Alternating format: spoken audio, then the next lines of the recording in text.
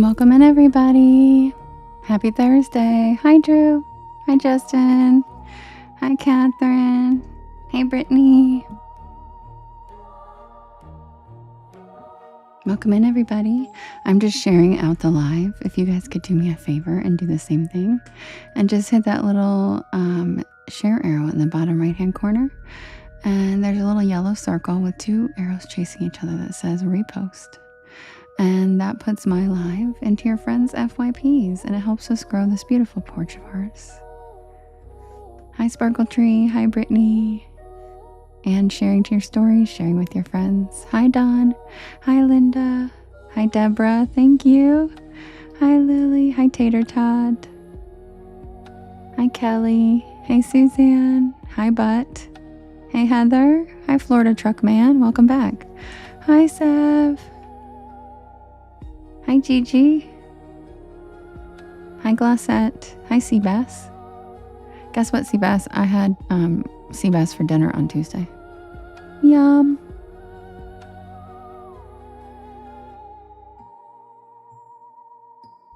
Kiers Iron Crown, welcome in. Welcome to the porch. Everybody welcome in, Kiers. And if you are new here, my name is Devin, and this is Porch Lore. And I tell spooky bedtime stories to help relax your nervous system and help you fall asleep. Good night, John. And I'm here every single night at 10 p.m. Eastern Standard Time until about 1 in the morning. And I do write and record all of these stories myself. They are original content, and you can listen to them whenever you would like on my YT channel, as well as all of the podcast streaming sites. Thank you, Andy. I appreciate it. Welcome to the porch. So thank you to everybody who is reposting. That helps so much more than you realize. And sharing in your stories, sharing with your friends, all that good stuff. And thank you for the taps. And if you guys would like, feel free to start writing your story requests that you have in all capital letters in the chat. And I will write them down and we can vote. Happy Thursday.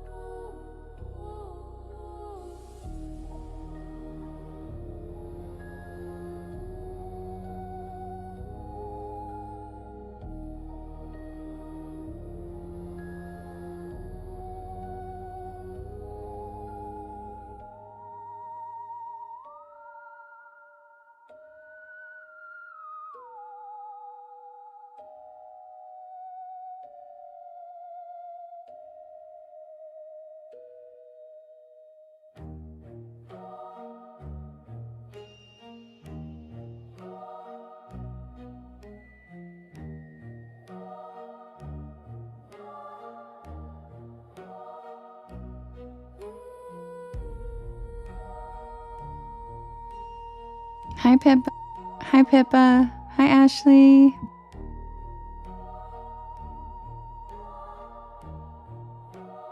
Hi, Professor Who.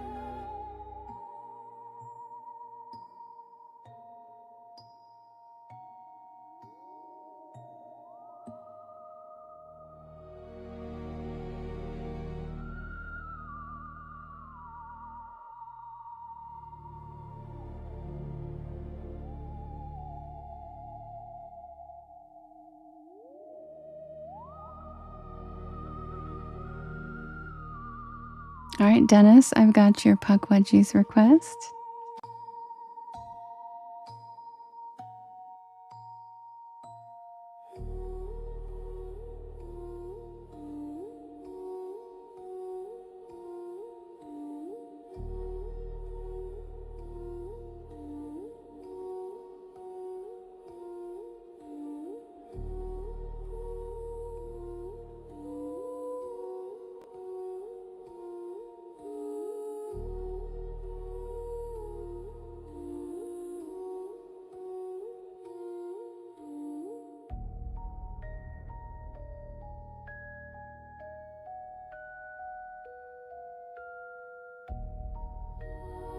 Hi, Erica.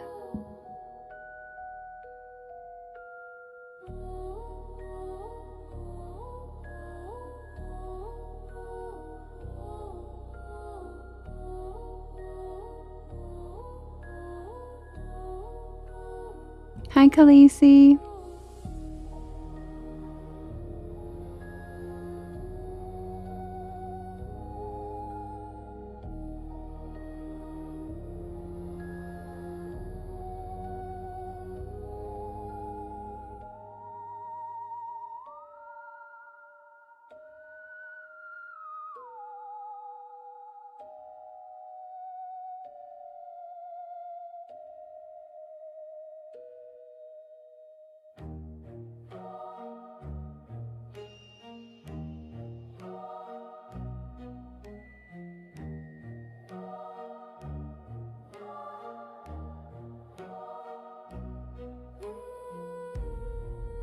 Welcome in, everybody. If you're new here, my name is Devin, and this is Porch Lore.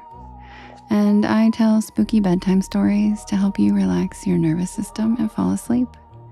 And I'm here every single night at 10 p.m. Eastern Standard Time until about 1 in the morning.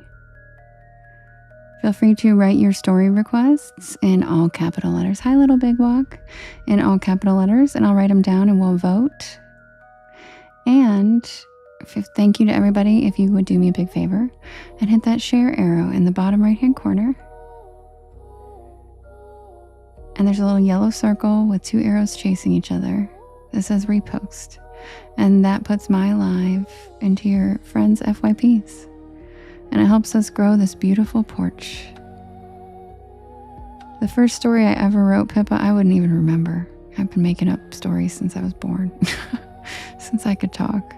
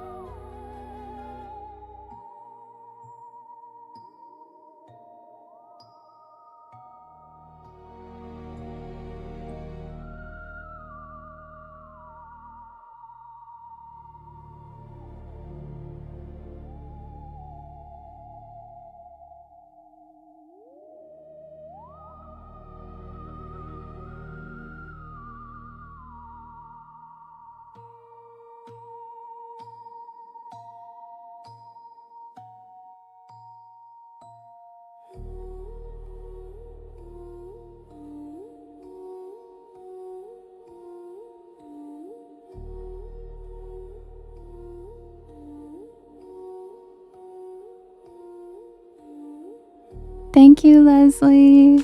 Hi, Kim. Hi, Michelle.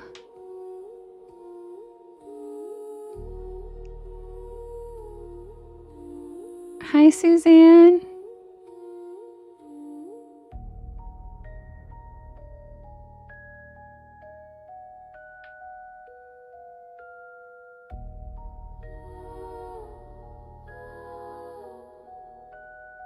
I hope you have a good night, Suzanne. We miss you. Hi, Jade.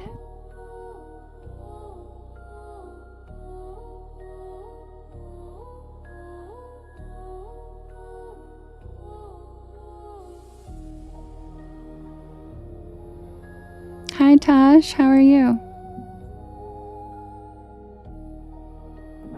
Thanks, Jade. Those are cute.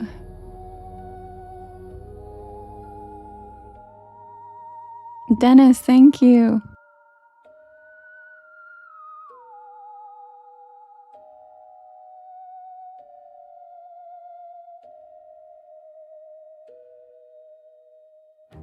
Hi June, how you doing? Hi Tina. Hi Goldilocks. Hi Leslie.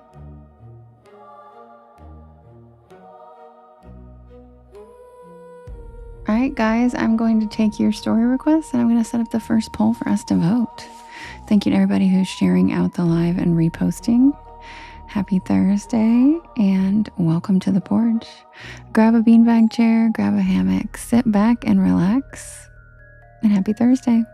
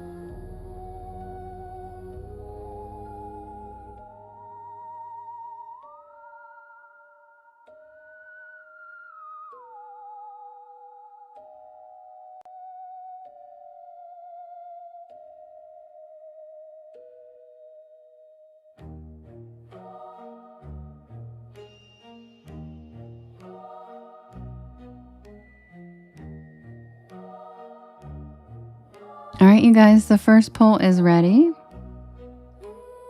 We have the Deer Woman of Oklahoma. We have Haint Blue, which is the new story of the week. We have the Dog Man of Michigan. We have the Crawl Space. And we have Spearfinger. Hi, Suzanne. Glad you're back.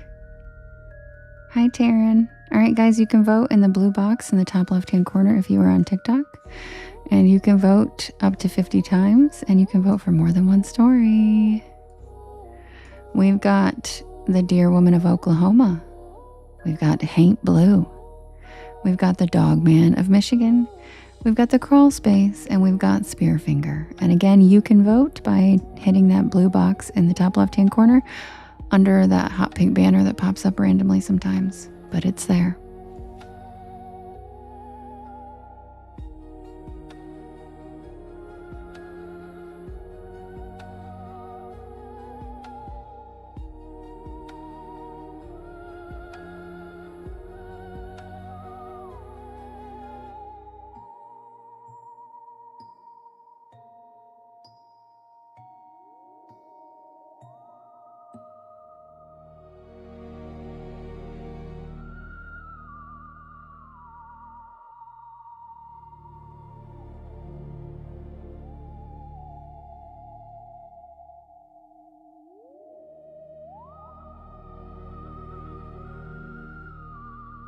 Yes, Suzanne, I just read it the other night.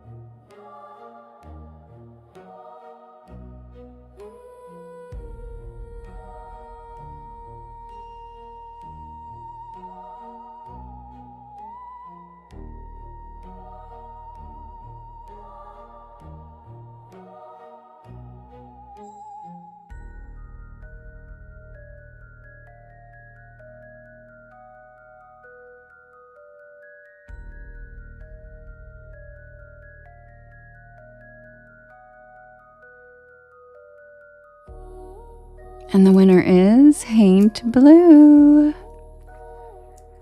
Welcome in, everybody. If you're new here, my name is Devin, and this is Porch Lore. And I tell spooky bedtime stories to help you relax your nervous system and fall asleep. And I am here every single night at 10 p.m. Eastern Standard Time until about 1 in the morning. I do write and record all of these stories myself. So if you'd like to listen to them when I'm not live, you can listen to them on my YT channel as well as all of the podcast streaming sites. Just look for Porch Lore and you'll find me. I'm going to pull up the first story of the night, Haint Blue.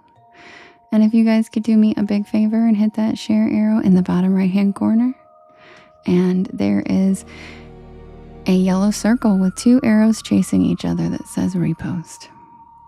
That puts my live into your friends' FYPs and it helps us grow this beautiful porch of ours. Grab a beanbag chair, grab a hammock, sit back and relax. And welcome to the porch. Happy Thursday. Also, the music doesn't have the name. It is just copyrighted music for my stories. It's just my background music. It is available nowhere. And that is because AI bots scan content for music now and pull it even if you have permission to use it. So now people are having to create their own music, and it's unfortunately has no name and it's not available anywhere, and you guys can't use it for anything, and I'm very sorry, but that's the world we're living in now. The bots, it's just nickel and diming everybody for everything. So it doesn't even have a name. Hi, Moon Goddess. Oh crap, I forgot Meg's. Damn it, let me write that down right now. Sorry, let me write it down.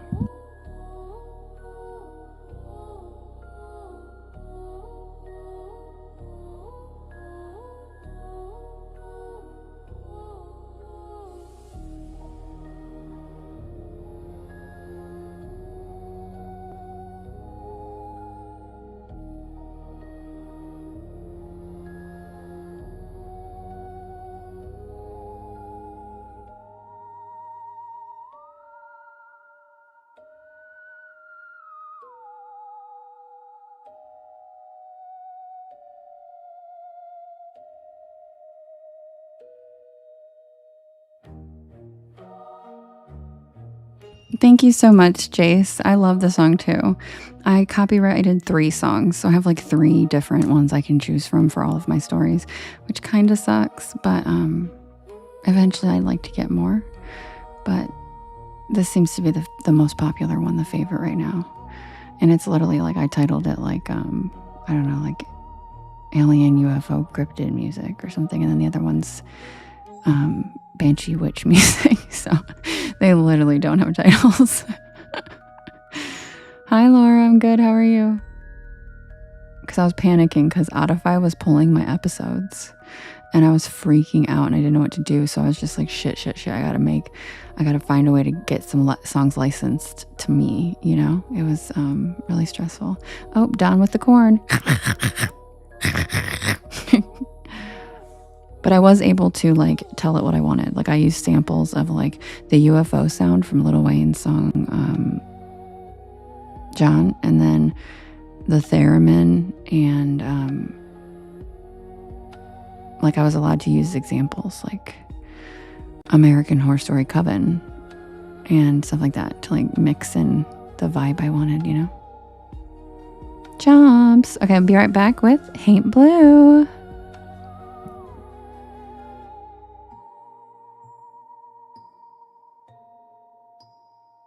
Yes, Suzanne. Everybody, Suzanne could use some extra love tonight. Porch Pals, she has had a very, very rough few months. She is returning from a porch hiatus, and we are glad to see her back. So please show her some love. She is actually the Suzanne that is with me in the Fresno Nightcrawler Spooky Pajama Pants story.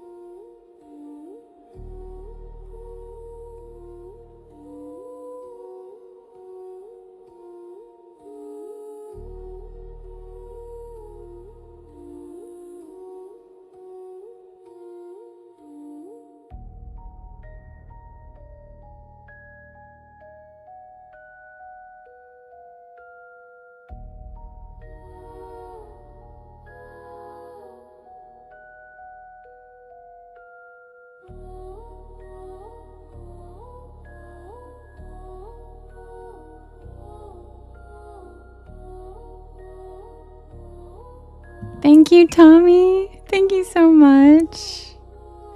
Thanks, Tommy.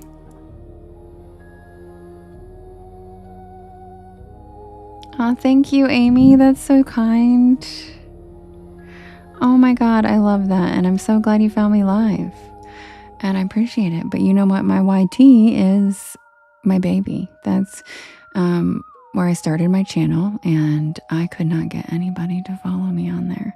And that is why I came to TT. Was I was like, hey, I gotta tell people. How are they ever gonna know? Because YT is not very good at the social aspect or promoting unless you have lots of money. And it's very hard to get off your feet when you're new and small. So I was like, people kept saying, I blew up on TikTok and it changed, you know, and then I went to my YT. And so I was like, I guess I'll just go over there and see what it's about. And it changed my life. And I have never been happier that I gave it a shot and taught myself TikTok at, you know, a time in my life where most of my friends don't use TikTok, and they were kind of like, seriously, TikTok, you know? So I love it when YT people find me over here, because it tells me you guys are real. Because for a long time, I was just like patting myself on the back, making these videos for months and getting no comments on YT, hardly any thumbs up. And I was like, damn, like I have like 125 subscribers, you know? So I love when YT people come say hi, because it makes my heart really happy. Because YT is like my long-term goal, and that's my main, you know, that's where I put, because I'm a long-form content creator. I'm not a short attention span swipey swiper. I'm a long form gal. So thanks, Dawn. Amy, thank you. I'm happy you found me too. And thank you for telling me you fall asleep to my YT. It makes my heart happy. We've missed you too, Suzanne. We're glad you're back. And this is a safe space. Remember, this is no judgment. Nobody's here to bring up anything you don't want to talk about. But if you do want to talk, people are here for you. And we love you. Be right back with Haint Blue. Quick swag.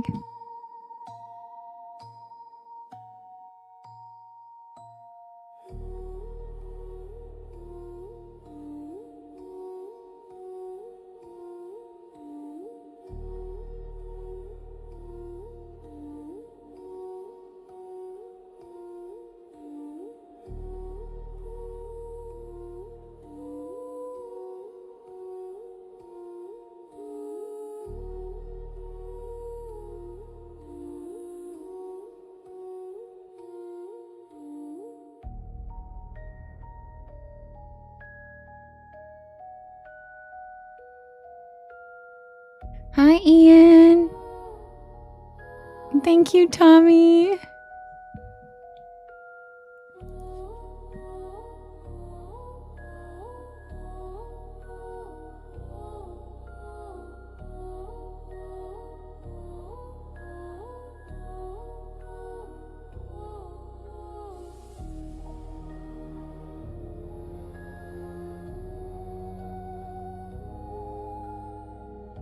Hi, Heidi. How you doing, cutie?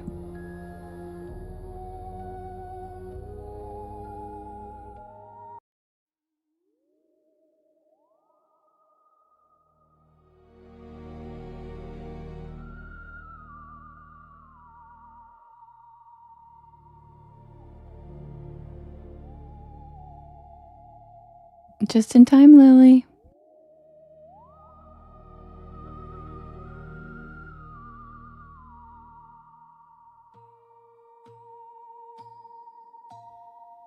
Happy birthday, Live, Love, Laugh. Happy birthday.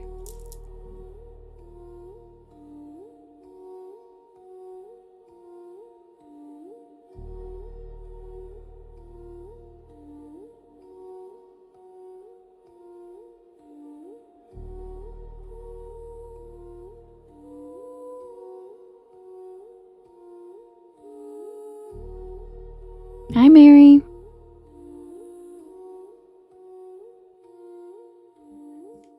Submitted for the approval of the Porch Pal Society. This is the tale of Haint Blue.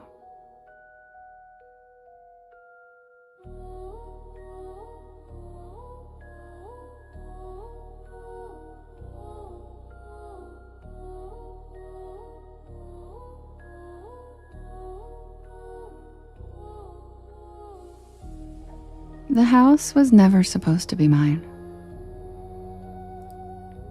When my grandmother died, nobody in the family wanted the old mountain house except for me. And that surprised everyone. It surprised me too.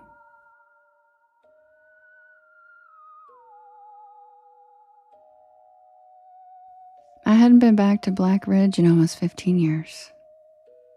Not since I left for college. Not since I built a life somewhere flatter, louder, brighter. Somewhere without winding roads or thick woods pressing against every window. But grief does strange things.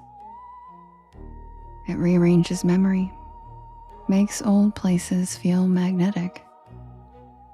So, 3 months after the funeral, I packed my car and my cat Merlin, and I drove back into the mountains.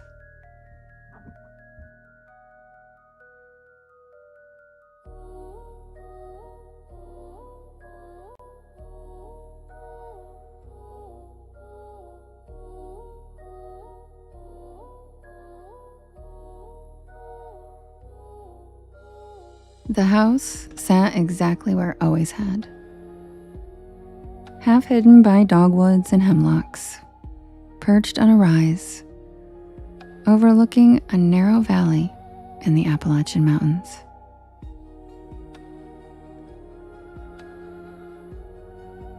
White siding, green shutters,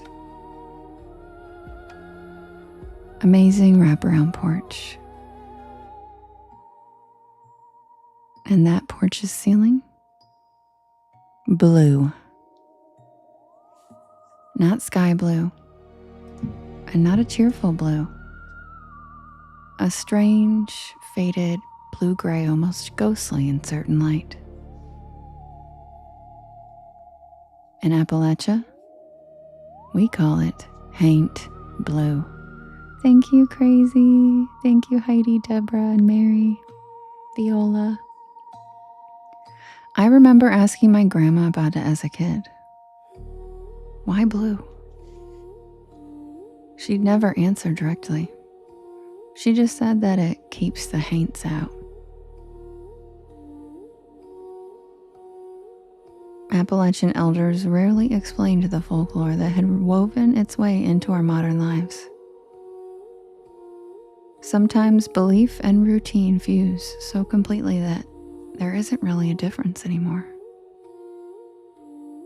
You painted the porch blue. You didn't whistle after dark. You didn't answer voices from the woods. And you never invited something in unless you knew exactly what it was. I spent the first week there cleaning. There was dust everywhere, boxes, old furniture. It was the kind of work that exhausts your body enough to quiet your mind. At night, I'd sit with all the windows open and soak in the sounds of the mountains. The groan of old wood as the night breeze crept through the trees. Owls, crickets, the babbling creek. It all felt familiar, comforting.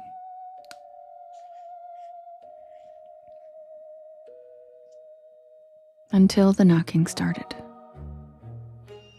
It happened about a week after I got there.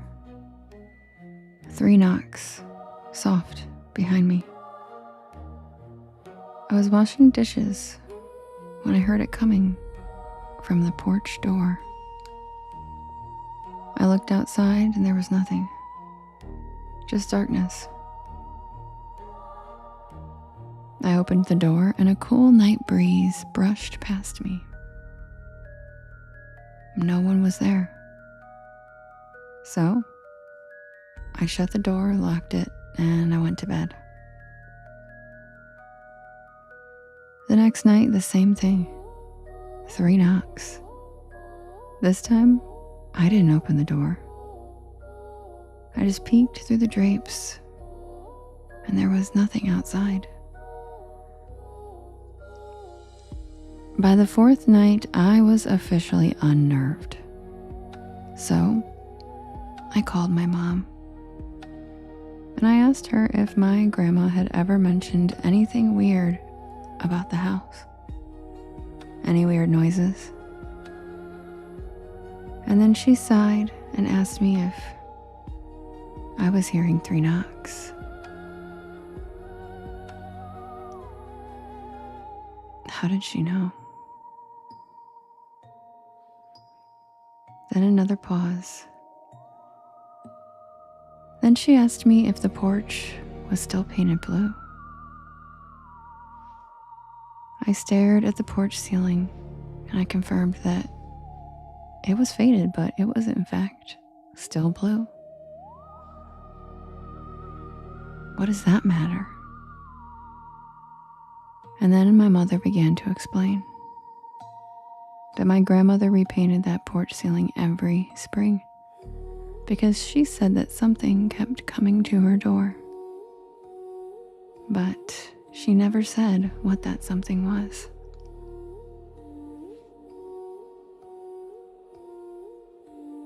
That night, I didn't sleep much. I sat in the living room with every light on. And the 3 knocks came again. And then I heard it. A woman's voice, soft and gentle, coming from outside. It was my grandma's voice. "Sweetie?" My heart stopped. Tears instantly filled my eyes. "Sweetie, open the door." Every instinct told me not to, but my grief screamed louder than reason.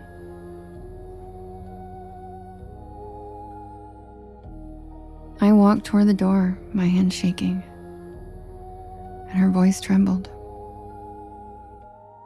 "My hands are cold." Tears ran down my face. It sounded exactly like her. Every rasp, every cadence, every tiny breath. My hand touched the lock, and then a memory came rushing back.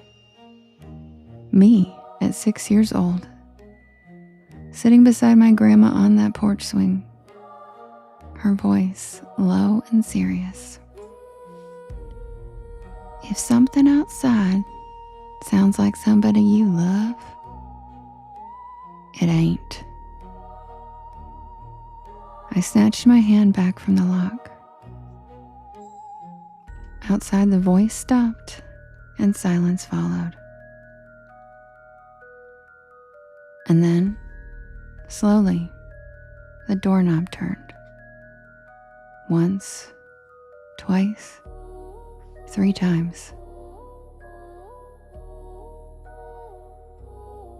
It was trying to get in. The voice returned with no warmth now. It still sounded like my grandma, but wrong. "Why won't you let me in?" I backed away. The wood around the door creaked with pressure, as if something was leaning against it.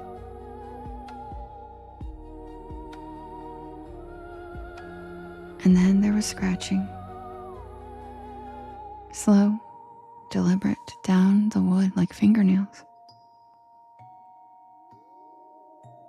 I quietly ran upstairs and I barricaded myself into the room. The scratching continued for hours. Morning finally came and I forced myself downstairs.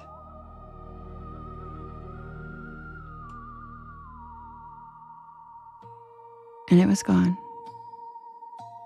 But the front door had 4 long gouges in the wood.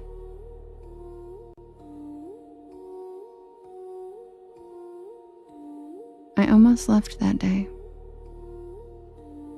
But then I found something in my grandmother's sewing room. A notebook. Her handwriting. Recipes, bills, garden notes. And then 1 page written in thick, dark ink. Only 4 lines. "It learns voices. Do not answer it. Do not invite it in. And if the blue fades, repaint immediately." My stomach dropped. I ran outside and I looked up at the porch ceiling. The blue paint was peeling and faded. Bare wood showed through in patches. So, I did what my grandma said. And I drove into town to buy paint in the color she called paint blue.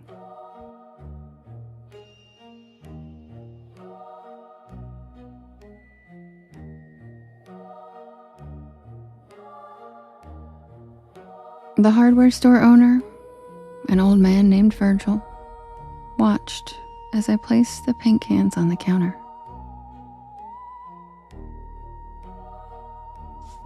And then he asked, "You paint your Meemaw's place?" I stared at him for a minute. Then he said, "Now you be sure to paint it before the night settles in."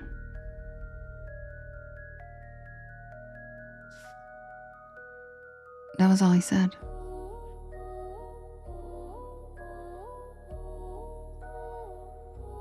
So I listened, and I raced home.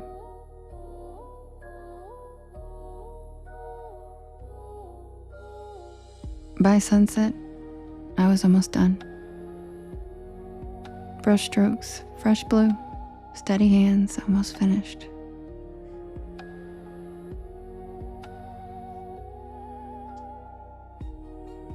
And then I heard a voice behind me.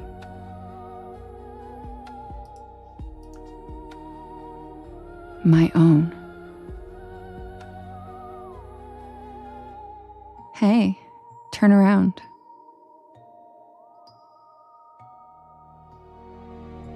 Every hair on my arm stood up. And then again, my exact voice. I said, "Turn around." I didn't turn around. I just kept painting. Heart slamming, brush shaking. "Why won't you look at me?" I ignored it. I could hear the footsteps on the wood behind me as the porch groaned. Whatever stood there stood on the porch with me.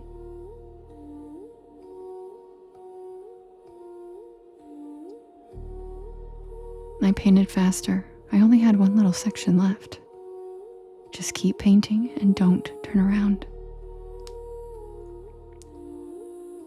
As my brush made the final stroke of that magical blue paint, I heard something behind me shriek. Something ancient, screaming in 100 stolen voices. And then silence. Complete silence.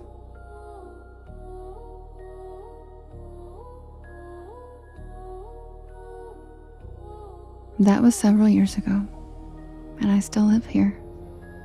And every spring,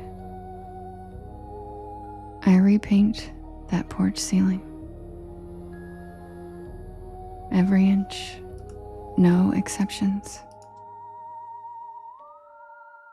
Tonight I finished in a bit of a rush. I was running behind. Fresh ain't blue, pretty good coverage if I do say so myself. And I felt safe. Until 10 minutes ago, someone knocked 3 times. And then from the other side of the door, I heard brushstrokes and fresh wet paint. And my voice, chuckling while saying, "Hey, you missed a spot."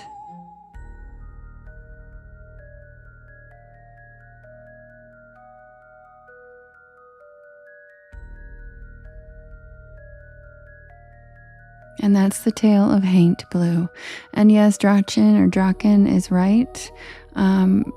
Like I said, all of my stories are based off of true things that people still do, or actual folklore that is still active and people are encountering. And yes, for a fact, not only did I grow up with almost everybody I knew's porch roof was blue, but they are still doing that very much in Appalachia and all of the southeastern states today. So this is not some old weird legend. This still goes on today.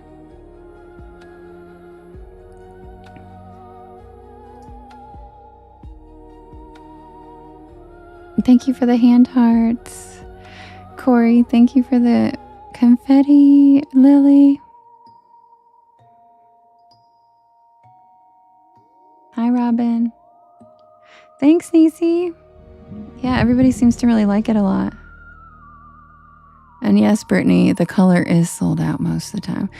But it's also not something that's only done in the Southeast. Again, folklore is present around the world. which is one of the reasons I believe it, because people didn't just like randomly make this shit up across the whole world and never talk to each other and do the same things. That doesn't make any sense. So if you notice in the Greek island, Mediterranean islands like Santorini, all of the doors are blue, and they would paint sometimes the roofs blue. Same concept, but they call it the evil eye. Okay, so you can call it whatever the hell you want, but these beliefs are the same everywhere in the world.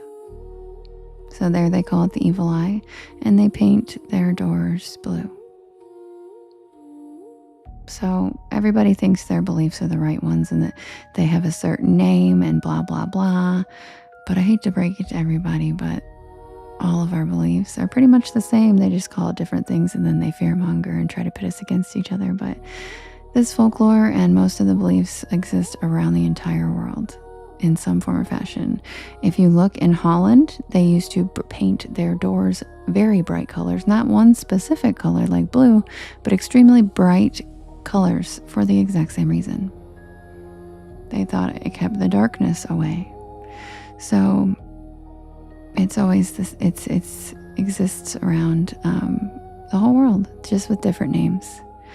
That's why, I like if people listen to my stories, I don't like to say do you have a skinwalker story? I'm like, well, listen to them and see if one of the things I'm discussing sounds like a skinwalker. Because that's only Navajo. Skinwalkers are only what the Navajo call them, and they're only in the Navajo region. They're called mimics in Appalachia. They're called shapeshifters in the Ozarks. So,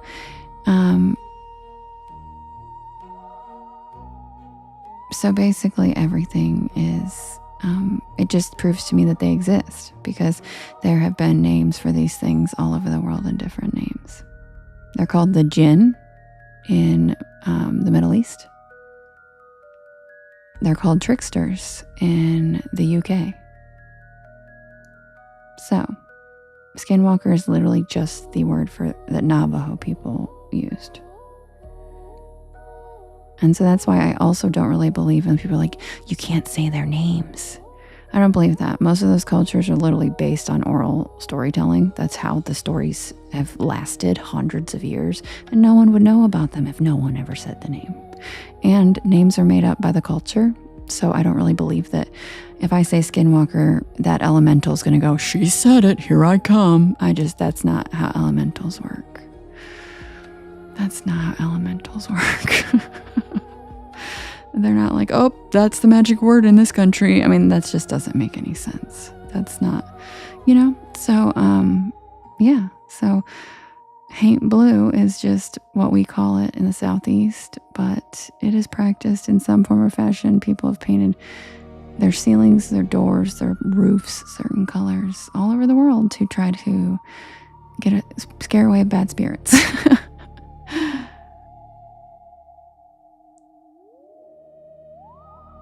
All right, guys, I'll be right back with the next poll. And if you guys could do me a big favor and hit that share arrow in the top right-hand corner, there is a yellow circle. In the bottom right-hand corner, there's a yellow circle with two arrows chasing each other that says repost. And that puts my live into your friends' FYPs, and it helps us grow this beautiful porch of ours. And if you are new here, welcome in. My name is Devin, and this is Porch Lore, and I tell spooky bedtime stories to help you relax your nervous system and fall asleep. And I'm here every single night at 10 p.m. Eastern Standard Time until about 1 in the morning. Cynthia, you live in the Southeast and you've never heard it called that. I can tell you right now that half the girls I'm friends with from high school probably don't know that's what it's called either, because they never asked why people probably never noticed that there's a plethora of people with blue ceiling porches, and they never asked why they did. You know what I mean? It's a thing. Just because you haven't heard it doesn't mean it's still absolutely a thing. And I also have friends that aren't into folklore. So they'll be like, I've never heard that. I'm like, girl, how often are you looking at folklore in your area? You know what I mean? Like, Obviously, if you're in here, Cynthia, you do like folklore. But I have friends who are like, "Are you sure?" I'm like, "Yeah, girl. You don't even like. You don't give a shit about you don't know the stories around that. Like, you're not sitting up looking up local folklore. Like, which state are you in, though? I'm wondering if you're coastal, Cynthia." She said, "Yes, ma'am." Cynthia, I wonder if you're coastal. Do you live in a coastal area? And you've heard what, Cynthia? Oh, you're in North Carolina? That's where I grew up. Are you in coastal North Carolina? Oh, yep. Okay. See, that's funny because I have noticed that the Haint Blue thing is much more prevalent in like the Appalachia part of like the Southeast, and the coastal. I haven't really seen the blue ceiling porches along the coast much at all. But we do have a story about Goat Man from Nag's Head, Cynthia. But I grew up in Greensboro. You're in South Carolina? Nice, Crown. Yeah, I grew up in the Piedmont Triad.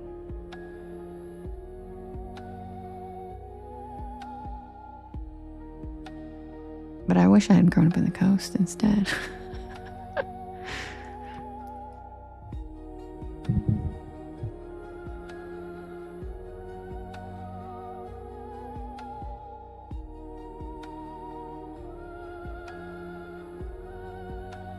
Hi, Mr. World. Welcome in.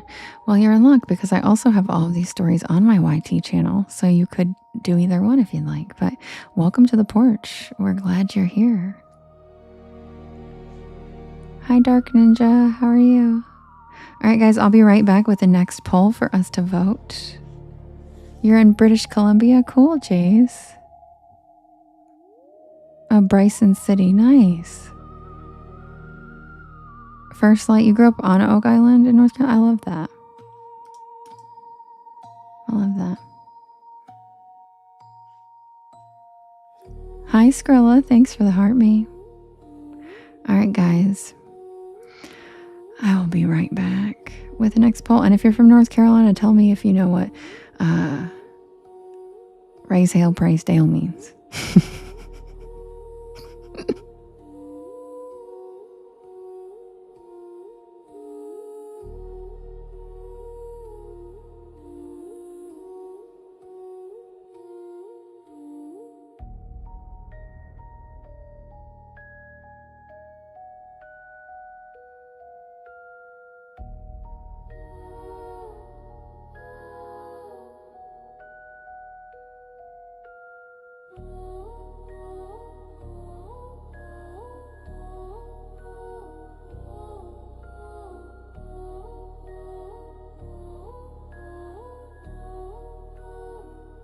Yes, you get stories. I'm doing the poll right now so that you guys can vote on the next story.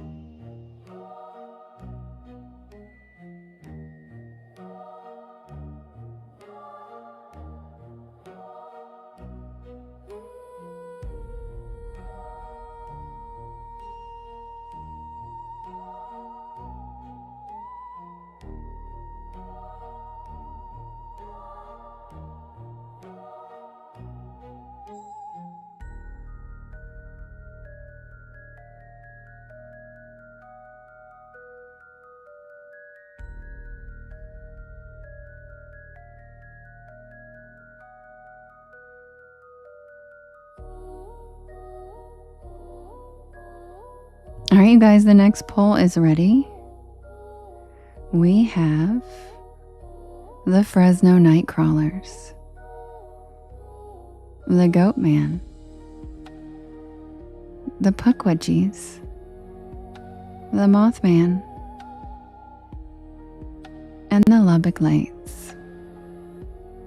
You can vote in the top left-hand corner. There is a blue box. You can vote up to 50 times. And you can vote for more than one story. Who's it going to be? The Fresno Nightcrawlers, the Goatman, the Puckwudgies, the Mothman, or the Lubbock Lights?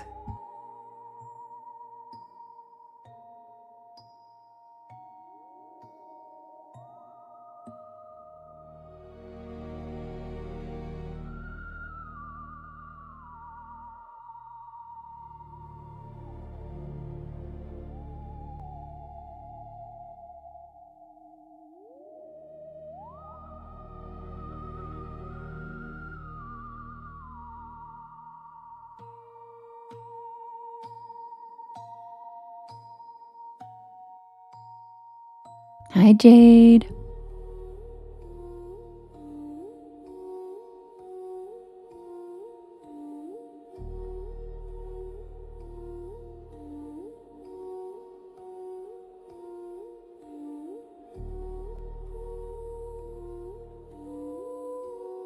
Hi, Terry.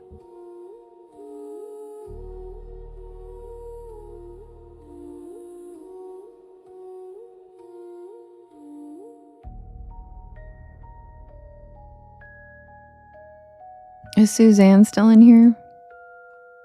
We need to get Suzanne in here because y'all are so sweet. Suzanne, y'all are so sweet.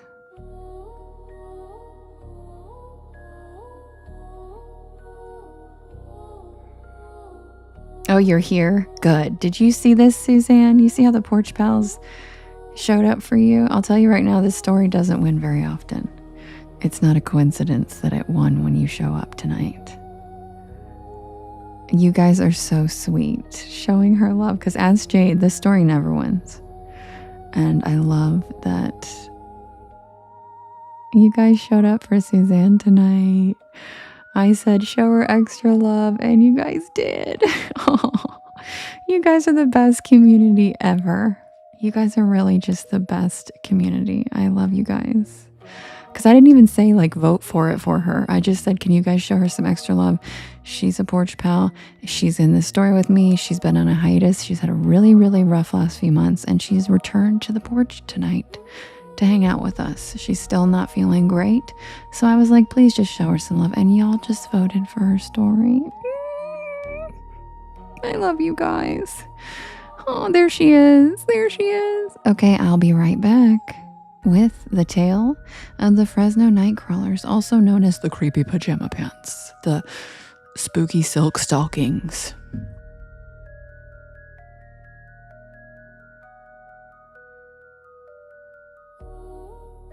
Hi, Poodle.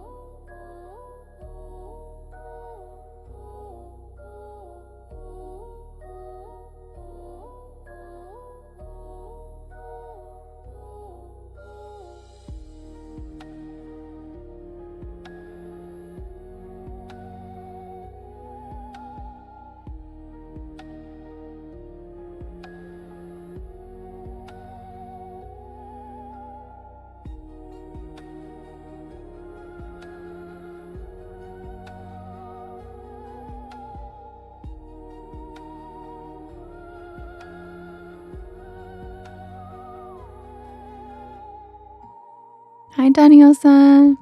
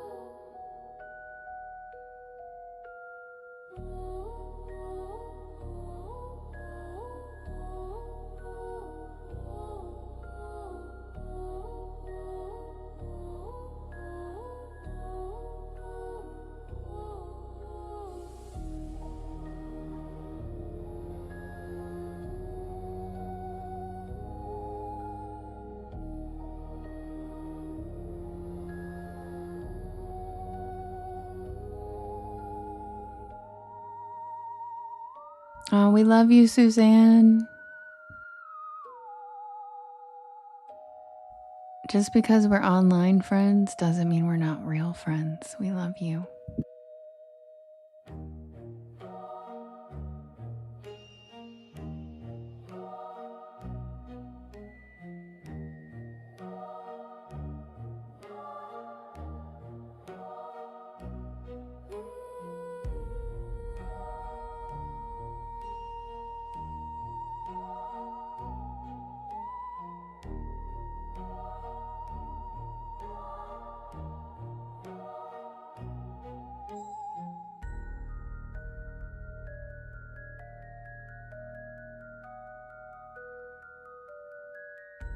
Alden, thank you for the follow. Welcome to the porch.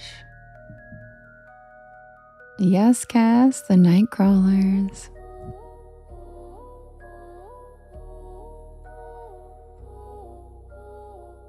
Look at these cute little guys. And Jade, for sure, mine got it right too. Well, actually, I'm just kidding. You know it wasn't my algorithm. You know I handpicked you witches.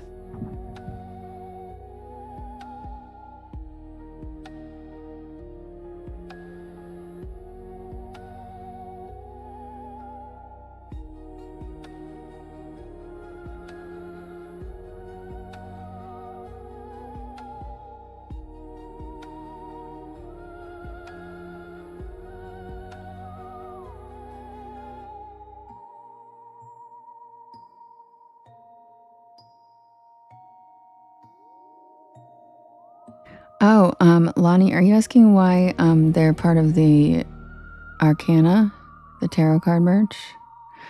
Because I guess that probably doesn't make sense if you don't know about the major arcana.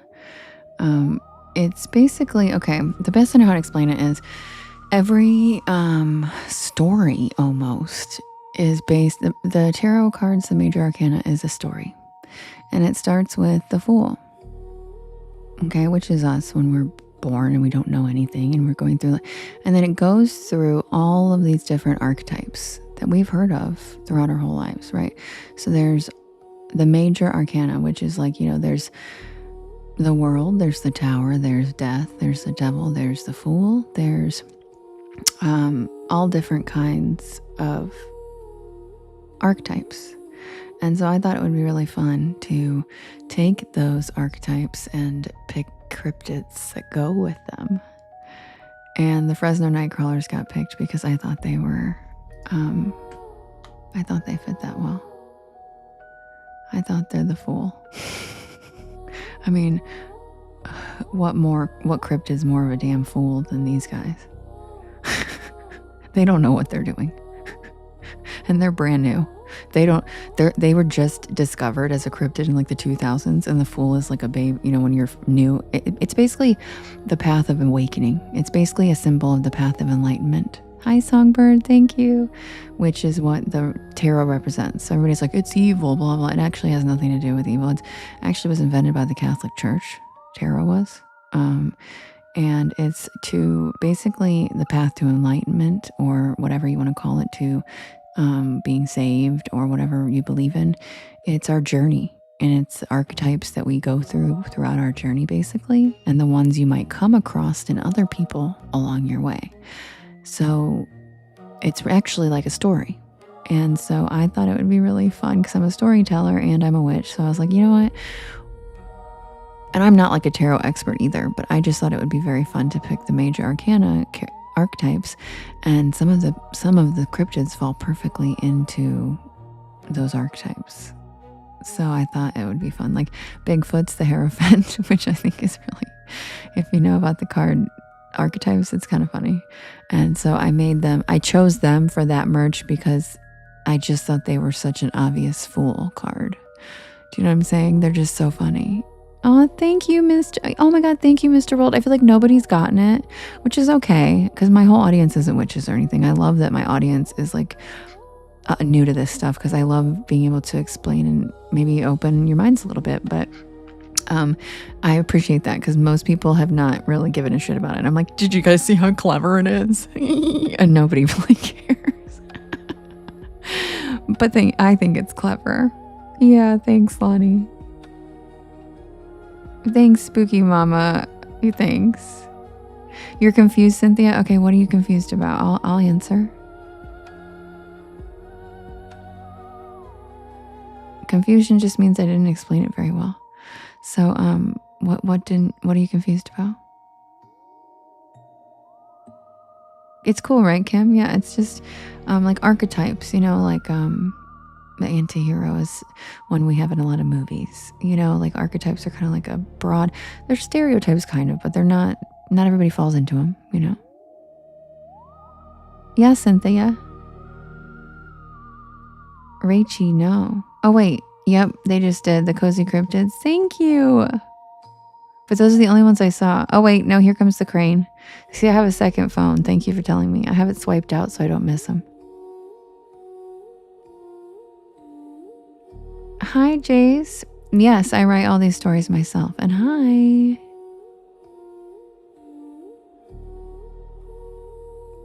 Thank you so much, Rachie. And I'm sorry I didn't see him right away. I love you. Oh, Forever Rosa. Luna. I've never seen that one. Thanks. And yeah, I have a second phone here swiped out, so if I miss gifts and I respond to your gifts like 10 minutes later, that's why.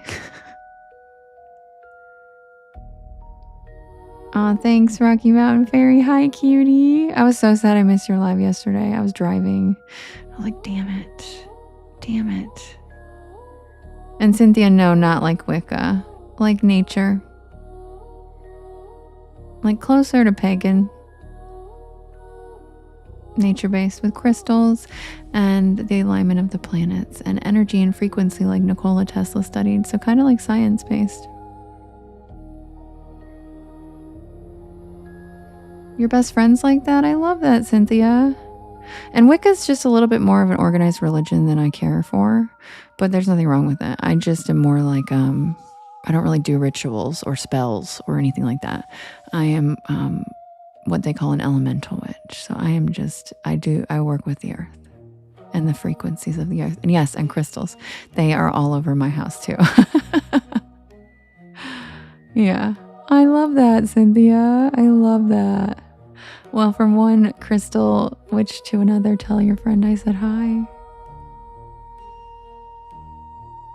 Aw, thanks, Michelle. And that's what I try to do is I try to let people know that I use that word freely because I want people to know that was used against us for centuries and we can own it and we can show people that it doesn't mean what they tried to say it does, So I always like to try to change misconceptions and openly explain things that people might not understand because it's a part of our everyday life. Like I mentioned the other day, the Farmer's Almanac tells farmers to plant their tomatoes during a full moon. And they all do it, and they have for centuries. And that's what we call witchcraft, but none of it is. It's basically coinciding with the earth, working in harmony with the earth and letting the elements of the earth work with you too, if that makes sense. Because our modern culture has completely removed our connection to nature and the earth, and it's making all of us have anxiety and high blood pressure and sick and depressed, and our nervous systems are all jacked up, and it's just not the way. It's not the natural way, and we all know that.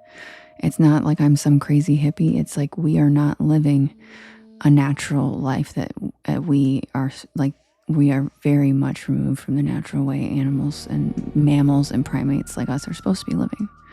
So if we can find ways, without, she is a little crazy, without, us going and living in caves again, there has to be a balance where we can still have our modern technology and lifestyle, but we can reconnect with the earth in a way that helps us heal and grow and feel better. Because I think, I'm not saying mental illness doesn't exist, but I think a lot of the mass anxiety and blood or nervous system issues and emotional dysregulation that's going on with everyone we know in every age group is literally that. We aren't grounding enough. We aren't connecting with nature at all. Bird song actually lowers your blood pressure. Literally. because from evolution, we knew that predators weren't around if we heard birds and we could calm down. It's literally a scientific fact.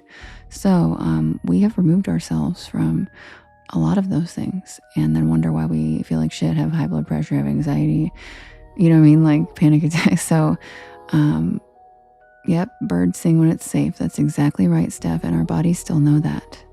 But when you remove yourself from even being able to hear bird songs, you forget. And then when I left LA and I moved back to Ohio, I'll tell you, I couldn't believe it. Yep, and touching grass, yep, or hugging a tree lowers your cortisol levels. So, maybe turn off the AC one day and just open the windows for a second and listen to the birdies. Or, you don't have to like devote your whole day to sitting outside, but just find ways to incorporate it into your life. And I promise you will notice in the smallest, subtlest, weirdest ways. And one day you're gonna be like, dude, I feel like a whole new person. I feel like myself. I can't explain it, but you just feel like yourself again. You almost connect with like the person you were as a kid. I don't even know how to explain it, but we lost something as adults that we knew as kids, and connecting to nature is the key to it. And I just know that. So take with that what you will. Enough of my claircognizant ranting. I'll be right back. Quick swig and we'll do the Fresno Nightcrawlers for Suzanne. Yeah, amen. Thanks, Rocky.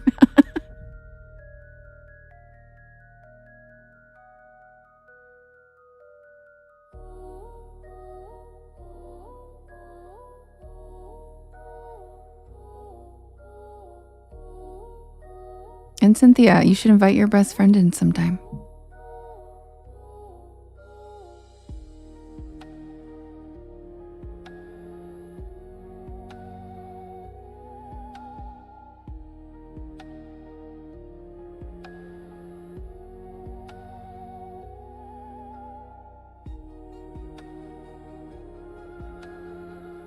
And if you guys haven't seen it, Jade posted examples of how to reconnect with nature from my Wednesday live.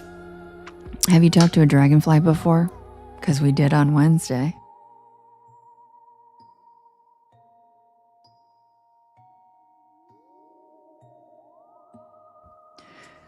When's the last time you saw 20 baby ducks? Fluffy as can be and yellow and brown. You know what I'm talking about? The yellow and brown ones that are just puff. When's the last time you saw a whole mess of those running around quacking with their moms? Because, yep, we saw those on Wednesday, the Witchy Wednesday at the park. And I was literally at the park. Like, I go to that park for like 15 minutes, soak up. And like every time I go, I encounter like something that's just like, I forgot how I haven't seen baby ducks in for so long. Jade posted the video. You guys can literally hear me freaking out. I'm like, oh my God. I sound like such an idiot.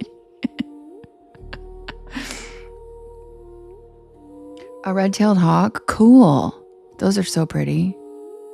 So yeah, and also it'd be really fun if you guys want to do this with me and start having maybe some little nature moments, or like just time to stop and maybe appreciate the little things you don't know, you're too busy to care about in these days, and go back to like, oh my God, there's a bumblebee, right?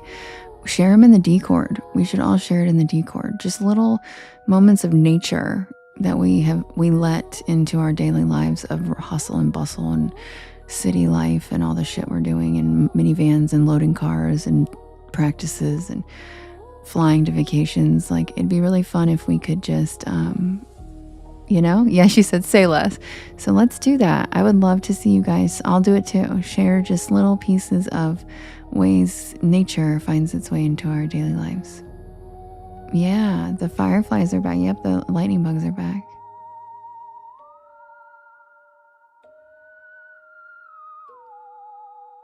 I love when it's cool to see them on the ground, isn't it? Hawks are beautiful. Birds of prey are beautiful. Hiking for lichen. I love that. Dallas, that's so cute. Hiking for lichen. I love that. One night I was a little stoned and I read the story with Jade, and there's lichen in the story, and I said lichen. And I was like, did anybody catch that? And I don't think anybody caught it. But I was like, damn, I just said that wrong. Aw, a dove, how cute. I did, I said lichen one night and I was like, shit. Yeah, I was like, why did I say it like that? I'm like, I know it's lichen. I don't know why it just came out of my mouth like that. It's like lichen. And I just kept going. I just kept reading. I was like, I hope nobody notices. Thank you, Cynthia. Okay, quick swig. And yes, guys, share all of these nature stories and pictures in the Discord, or I could just talk about this all night. So I want all of you guys to copy and paste the comments you just wrote into the Discord so I can smile and read it all night in bed after I'm done with the live, because I love stories like that. I just saw somebody say something about chipmunks, and I'm like, if I could be here all night, if I gotta read the story. But I love these stories. You knew what, poodle? I said Peedle. You know what, poodle? Oh, Nisi, Justin will pin it again. He just pinned it in the top. Justin, will you pin it again?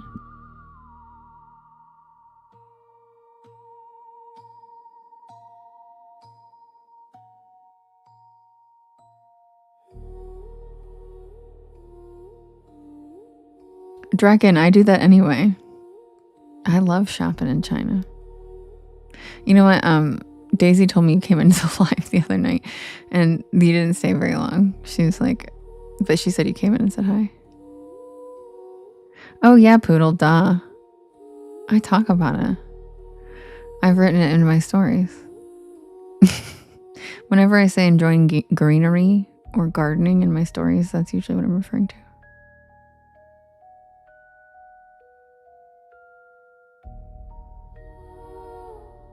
I accidentally followed you and then unfollowed you?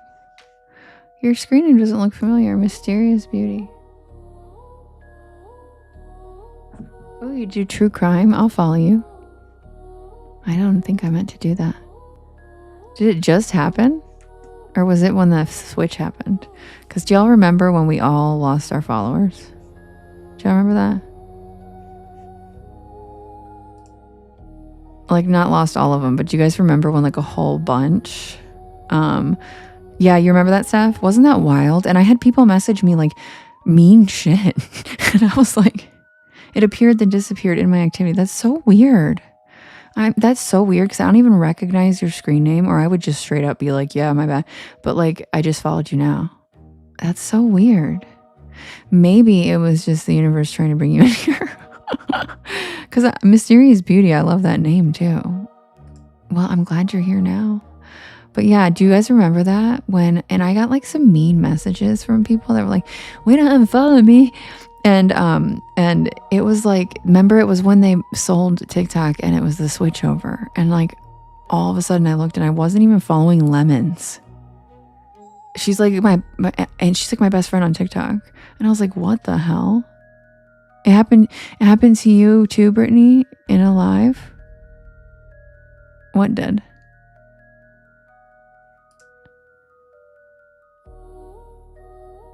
Oh no, Jace, it wasn't like a ton. It was just like randomly I'd like go to find one of my friends.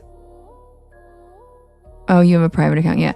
Randomly I'd like go to follow find one of my friends' profiles, and I like didn't follow them anymore. And I was like, what the fuck? Like, and it would just like over the like couple months after they sold TikTok, I would slowly just notice. And then I was asking other people, and other people like, yeah. And then I had people message me and ask me why I unfollowed them. And I was like, I didn't. And then I looked, and like Lemons is one of my best friends on here. And she's like, did you unfollow me? And I looked and I wasn't following her anymore. I know. TikTok is the most unreliable. And I was like, what the? But that hasn't happened in like, since TikTok was sold to the other. So I'm surprised that happened with Mysterious Beauty. That's super weird. Plus, I don't really unfollow people unless they like post hateful shit. And I don't even recognize your screen name, so I don't think I would have unfollowed you. Rocky Mountain, I would never. I still follow like the people from the grow rooms that I first like followed when I got TikTok. I literally don't unfollow people really ever. So I'm sorry that happened. I have no idea why.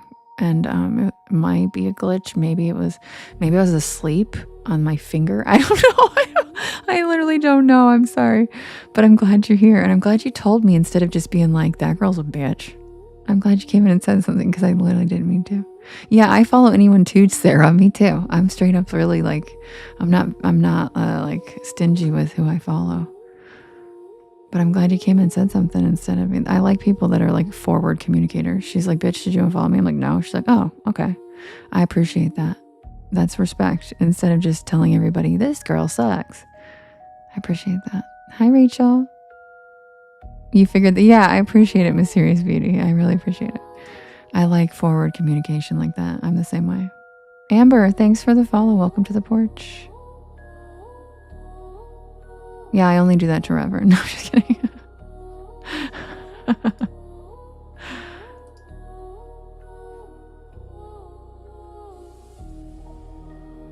All right, guys, quick swig.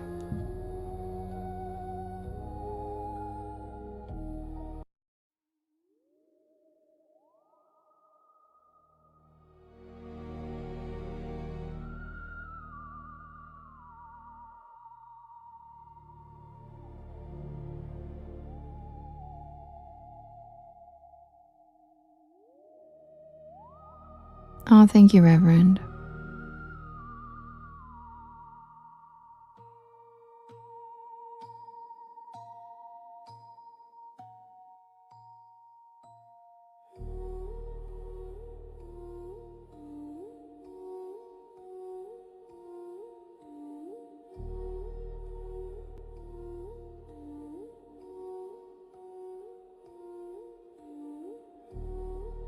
Submitted for the approval of the Porch Pal Society. This is the tale of the Fresno Nightcrawlers.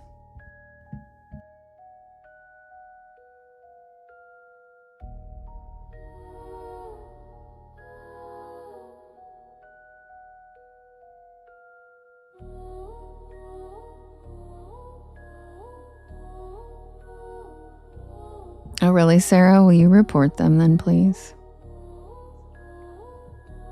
Thank you.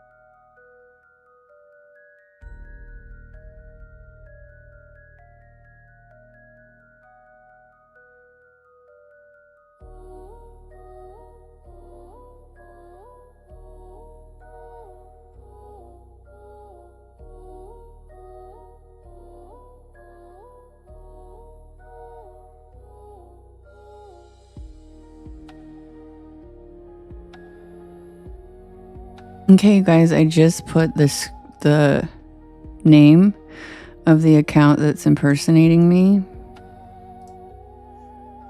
Okay, go to town, guys.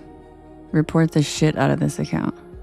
They have 1,450 followers, which means they can go live now. So please report this person. They're using my fucking picture and my name. Everybody, please report this. Right here. I would very much appreciate it.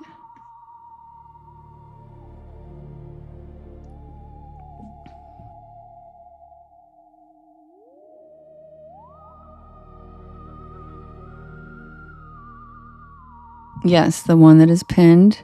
PORCCHORE. Report the shit out of it. You can report it multiple times, please, and say they are impersonating me. Thank you.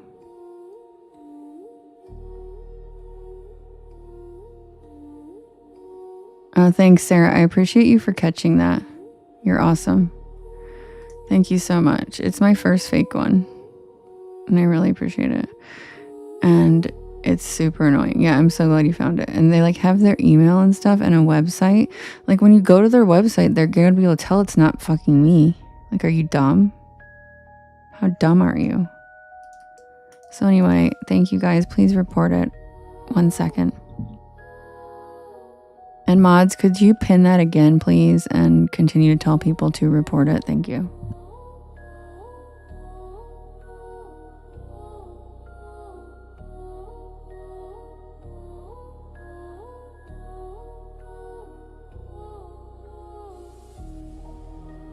You know, it's crazy. I just looked at the website. Okay. And it's a woman named Maria Caroline. And she literally has her fucking face on her website. Like, and all her contact information. What in the hell? Girl, you're not very good at this.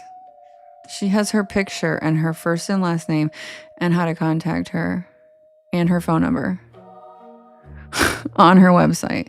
Like, girl, and I come from a family of lawyers and I have an LLC. Girl, you want to get sued? Because if you're a troll weirdo watching, this is not the play, girl. Again, I come from a family of litigators, and I am a registered LLC.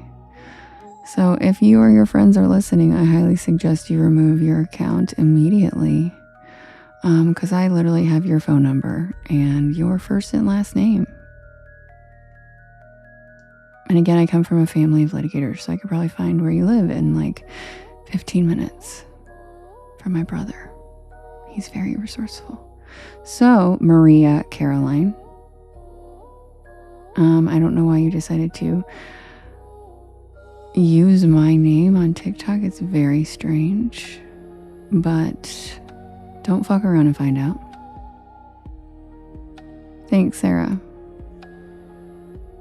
Yeah, she's clearly like stalking me, Lady Rose. She's following like a bunch of our friends. Fucking weirdo. Like, what in the world? And she's a Reiki master. Honey, if you know anything about energy, you're not like, I wouldn't want my Reiki master stealing someone's identity. That's a little bad energy, if you ask me. Thank you, guys. I appreciate it. Glossette, yeah, I'm a registered LLC. I could literally send her a cease and desist or sue her. Like, she's literally not, I'm protected legally. She's not allowed to do that. That's exactly why I literally paid to become an LLC. Yeah, talk about, exactly, bad karma. Like, honey, you're not a Reiki master. You're just a con artist or something, because what the fuck? Oh, I will get it, Cynthia. I don't put up with this shit. She has a picture of her face smiling on her like, girl, really? And the Porch Pals? Has she not heard about the Porch Pals? Exactly, Suzanne. That's what I'm saying. There's no way she's a Reiki master. Does she know anything about energy and karma? Which one are you talking about, Jade? Thank you, Draken. Yeah. What a weirdo. I think she and her whole page just has her all the ways you can give her money. I think she's just hoping she can trick Porch Pals into, like, I don't know, going on there and Venmoing. I don't really know. I know pork chore. Like, fuck that lady, dude. What a weirdo. Oh, the one we were reporting, yeah.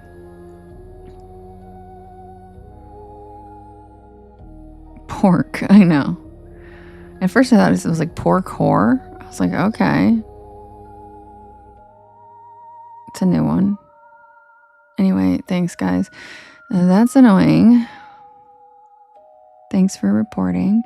All right, are we ready? Danny, can someone catch up Danny on the reporting? And if anybody else comes in, feel free. Thank you, Lisa. We're reporting someone who's trying to scam the Porch Pals.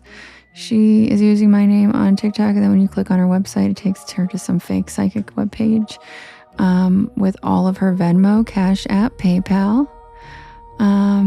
And it's really fucking annoying. Like, you guys would even be dumb enough to hit her website and go, yo, this is Devin, and pay her? Like, you should really be people that dumb? Her face is right on the website. Anyway, I'm irritated by that shit. People, ew. Like, what? So weird. And yes, I did make a backup account. I will comment right now, just so there's no confusion. I tagged myself in my bio. So if you guys see a page that has me tagged in the bio, I have to approve that. Okay, so then that's me. Because you can't just tag someone willy-nilly in the bio. I could literally see it and go no. So I'm gonna write, hey Porch Pals, backup account.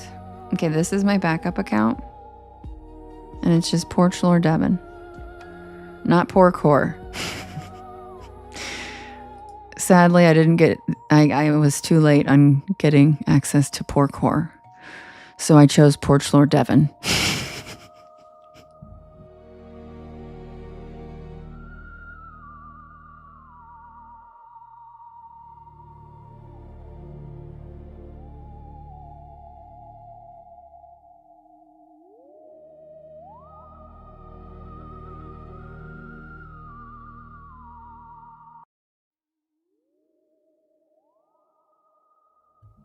Submitted for the approval of the Porch Pal Society. This is the tale of the Fresno Nightcrawlers.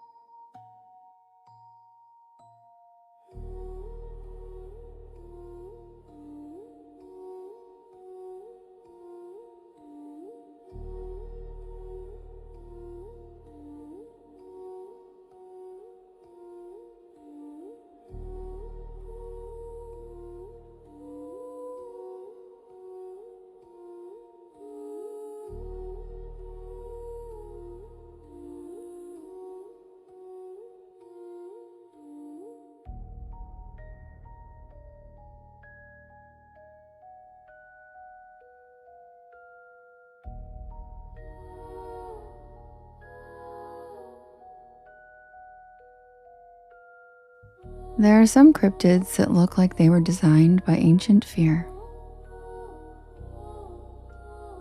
Creatures with claws, teeth, eyes. Things that make instinctive sense to be afraid of.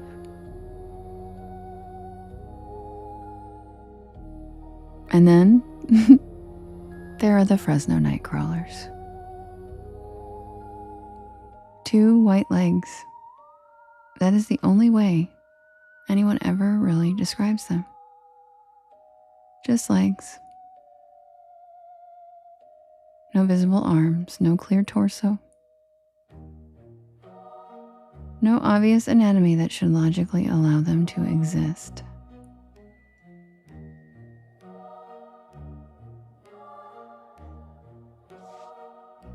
They look less like living creatures and more like someone draped white sheets over stilts and taught them how to walk.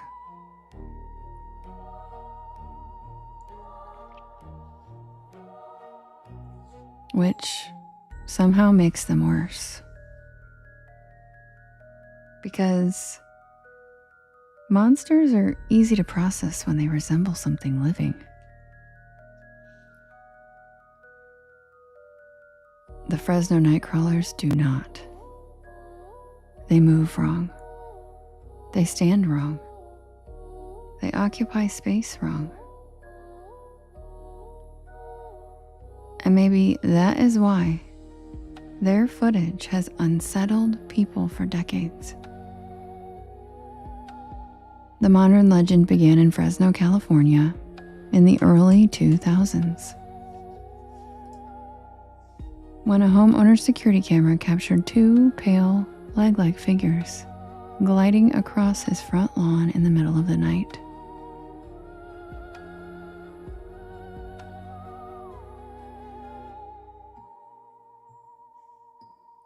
One appeared taller than the other, moving with a slow, deliberate gait. Late night, that's so cool that you've seen them. That's amazing.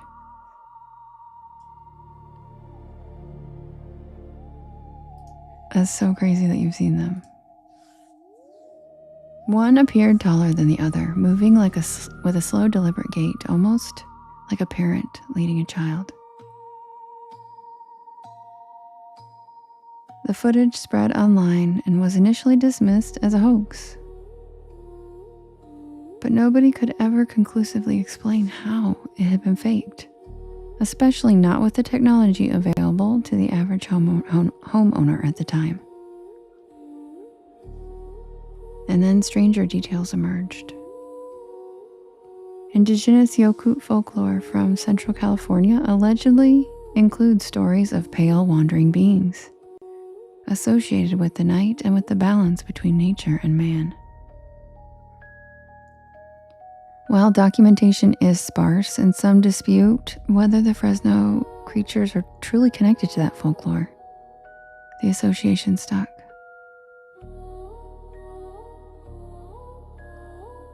And then more footage appeared. Not much, never enough to really prove anything. Just enough to make the whole thing harder to dismiss. A blurry security camera in Yosemite and a range camera somewhere outside Fresno all showed that same strange silhouette. Always the same impossible movement, always the same gliding gait, and always gone before anyone got close.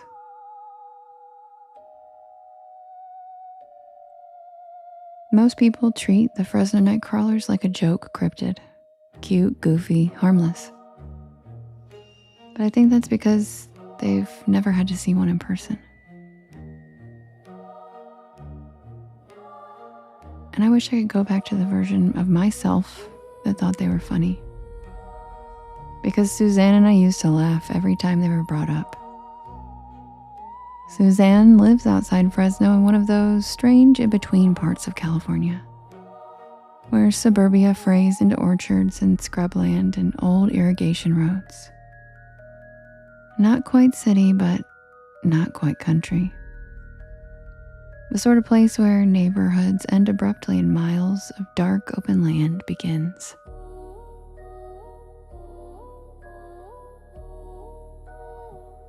Suzanne's house sat at the edge of a newer development. The last row before the land gave way to empty fields and a dry creek bed. The first night there, she jokingly pointed through her kitchen window toward the darkness behind her backyard fence and said that was prime nightcrawler territory. I laughed, because that's what you do when discussing giant walking pants in the dark.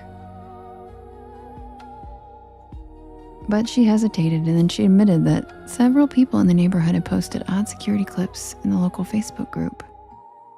Nothing definitive, just strange movement in the distance. Weird pale shapes near fences. Things caught for one frame and then gone.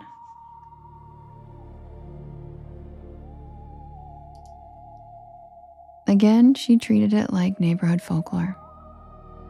But she admitted that people had stopped letting their dogs out alone at night.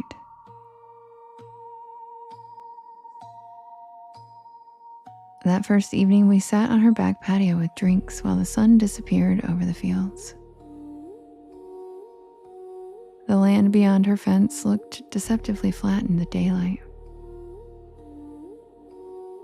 night it became an ocean, black and endless.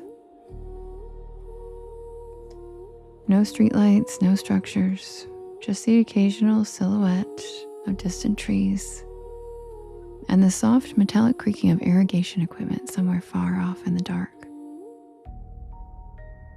Suzanne told me that the neighborhood had a reoccurring problem with pets disappearing. Coyotes, probably. But nobody ever found remains. Still, nothing happened that night or the next. The first few days of the trip were normal. Touristy, fun, harmless. Good night, Lorna. Love you. And then on the 4th night, Suzanne woke me just after 2 in the morning. Her face was pale and she held her phone toward me without even saying a word. It was her backyard motion alert. It had been triggered. The camera feed showed her patio empty and her fence still. Nothing was moving.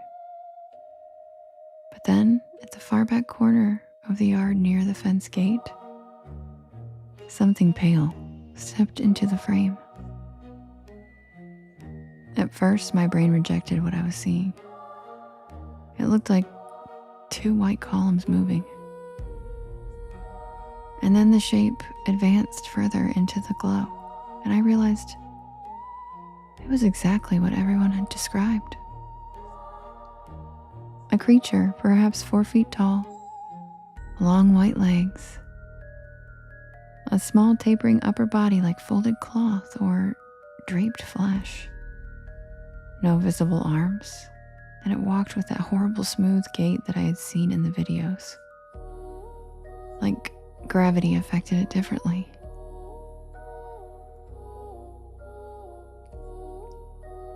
It crossed the yard in total silence. And then it slipped out of frame. Neither of us moved, neither of us spoke. And then the camera alert ended. We replayed it 3 times. And each viewing made it worse. Because no matter how long we stared at it, we couldn't figure out how it could possibly physically move that way. I asked if we should call the police, and even saying it out loud sounded absurd. What would I tell them? Hello, yeah, 911? Yeah, there's a pair of haunted pajama pants walking through my backyard. Instead, we just stayed awake until dawn with every light on in the house. The next morning, we checked the yard and there was nothing. No footprints, no disturbed dirt, no damage. But near the fence gate, we found a line of dead flowers. Not wilted, dead. Every blossom along one narrow strip of Suzanne's flower bed had turned black and collapsed, as if it had been flash frozen overnight. She swore they had been healthy the day before. And then we made the worst decision that people in horror movies always make. We went looking for it.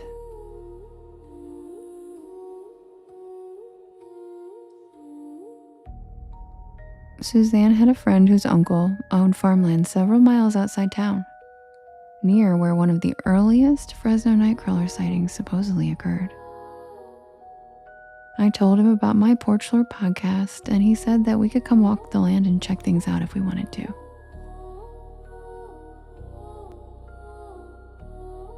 We arrived just before dusk. The land stretched flat and golden for miles. Dry grass, abandoned irrigation ditches. The kind of place where distance plays tricks on your eyes. We brought inadequate flashlights, cameras, snacks, and the brittle confidence of people who still partially believed none of this was true.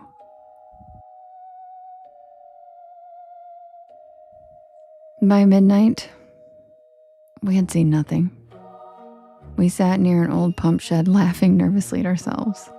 We are grown women and this is ridiculous.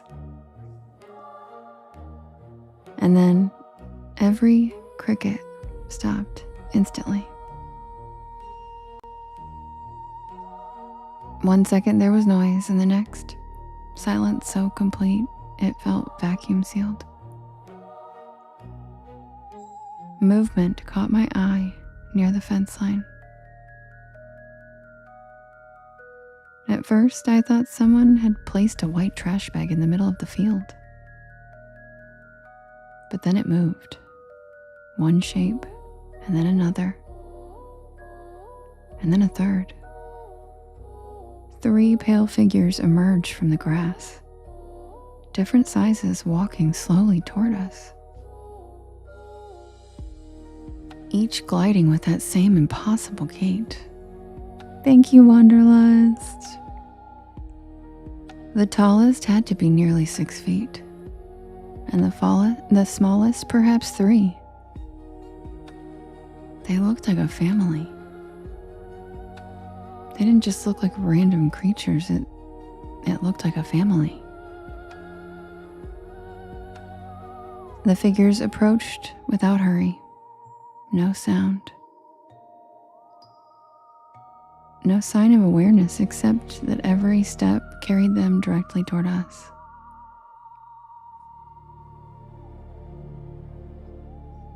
We backed toward the pump shed, and the tallest one stopped maybe 30 feet away. The others spread out, forming a half circle. And then, the tall one bent, not crouched, bent, and its entire upper body unfolded open like cloth parting in the wind. And underneath, there was a face. Thank you, Justin. Yes, if you guys could please go report an impersonating account that Justin has pinned here, I'd really appreciate it, guys. They are impersonating me. Thank you.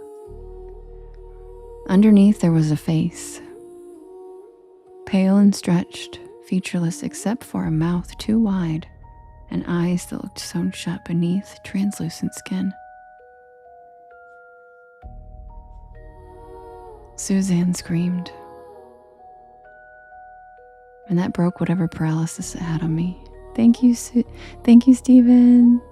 Thanks, Ryan. And then we ran. I don't remember half of the sprint. The truck was nearly a quarter of a mile away, and we heard nothing behind us. No footsteps, no pursuit. I just assumed they were probably gliding horrifyingly behind us, and I didn't dare look back. But instead, they simply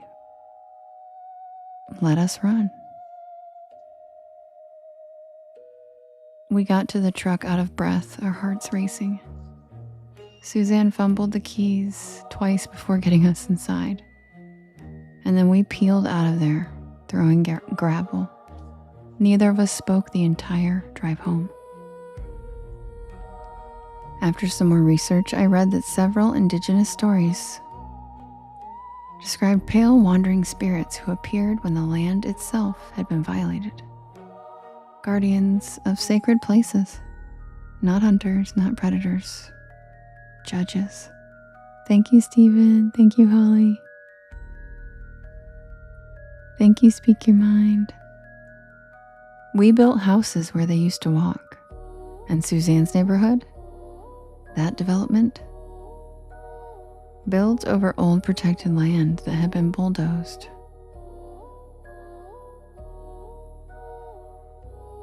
Her house stood at the edge of it, right where the field began. Some things do not haunt us because they are evil. Some things haunt us because we forgot that we are the ones trespassing. Some things haunt us because to them, we are the evil. So, if you ever find yourself driving outside Fresno late at night, past the orchards, past the neighborhoods, where the dark opens wide and endless, and you see something white crossing the field in your headlights. Just keep driving.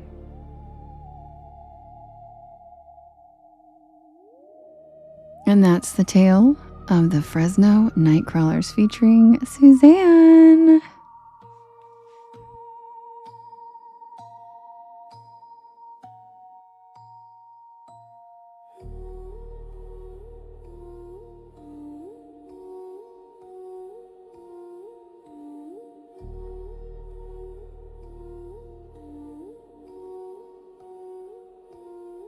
Thank you, Corey.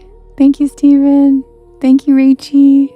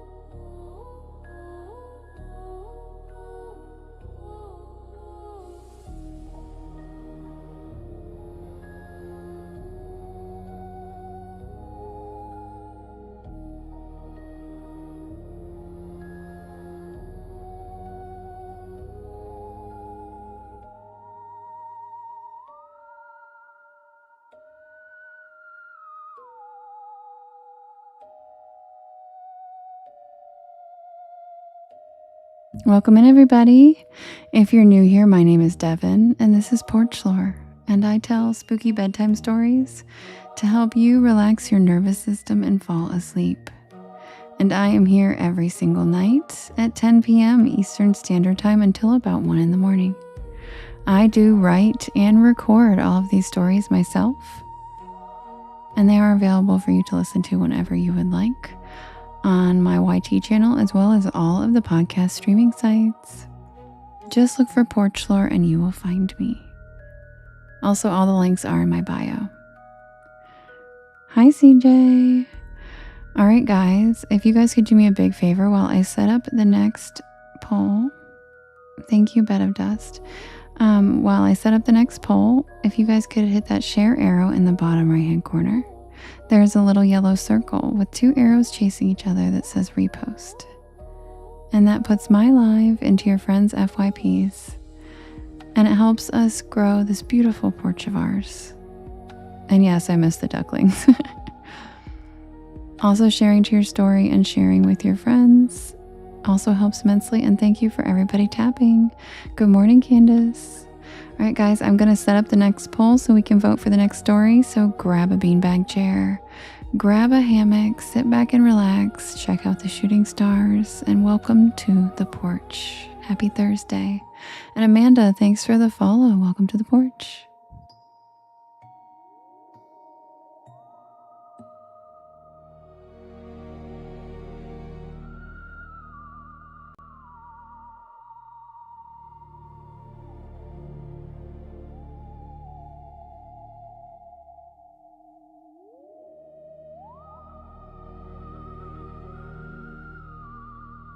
Thank you, Squeaks.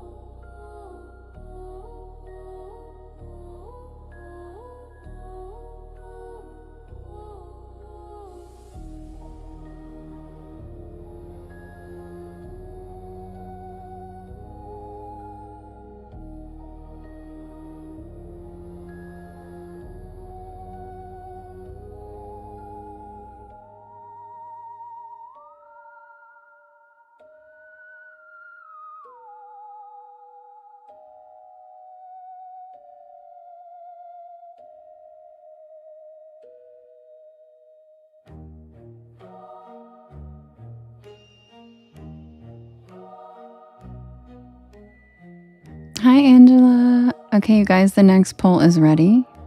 We have Booger Hollow. Names in oh my god, that's so pretty, Michelle. That was so pretty, Michelle. Oh my god.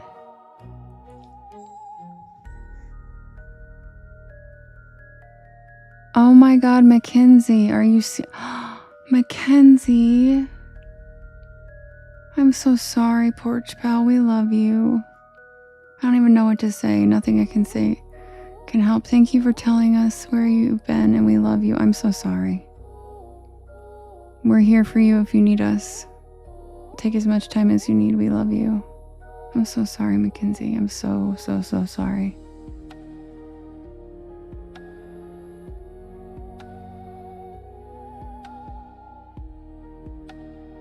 That makes me very sad. I'm so sorry. As someone who has never found my person, I cannot imagine finding mine and losing them, so I am so terribly sorry.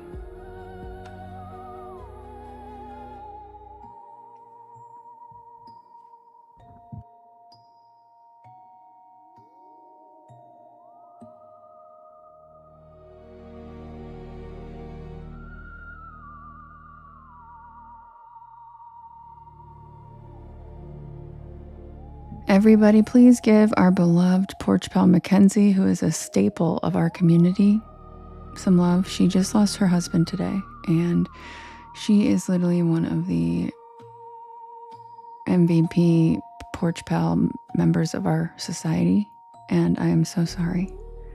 And I don't even know what to say. I'm so sad for you. And please give her all the love because we love her so much. And the porch isn't the same without you, but we understand. Take as much space and time as you need. We love you. I know, I'm gutted too. I'm trying not to cry, but Mackenzie, we spend every night with you. I am so terribly sorry. I know, I'm about to cry. Mackenzie, I spend more time with Mackenzie than people I've been friends with my whole life. So right now, I'm shocked and I am so sorry. I'm so sorry, Mackenzie. And we love you very much. And if you need anything, please reach out to all of us, any of us. Rachie is also widowed. So I'm so sorry. I'm so sorry. Mackenzie, I wish I could hug you. You need a hug, I know it. I'm so sorry, girl. We love you.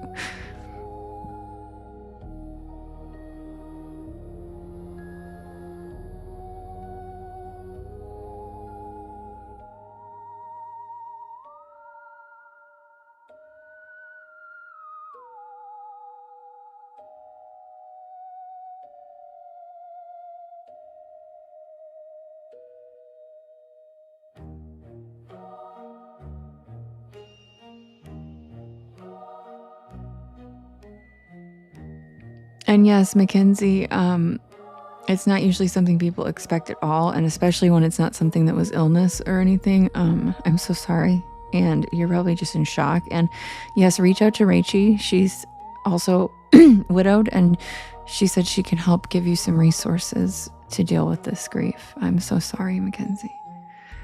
I am so sorry.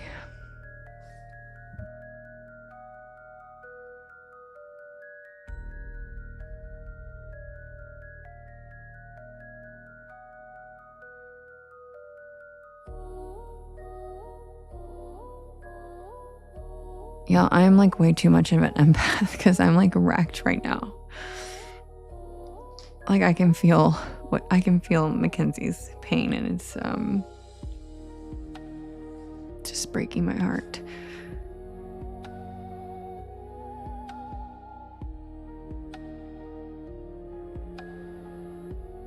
Yeah, don't be sorry. Don't be sorry, Mackenzie. I am so sorry. I'm so sorry that you're feeling this way.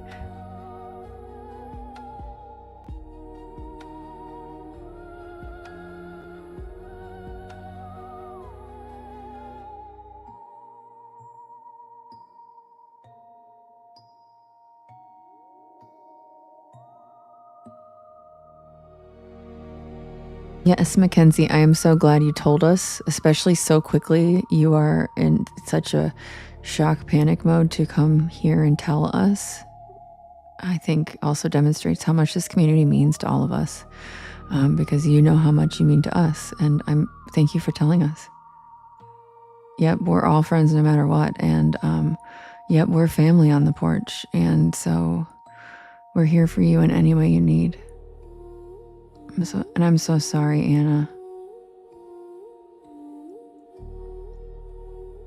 Oh, thanks, Sonic. Welcome in.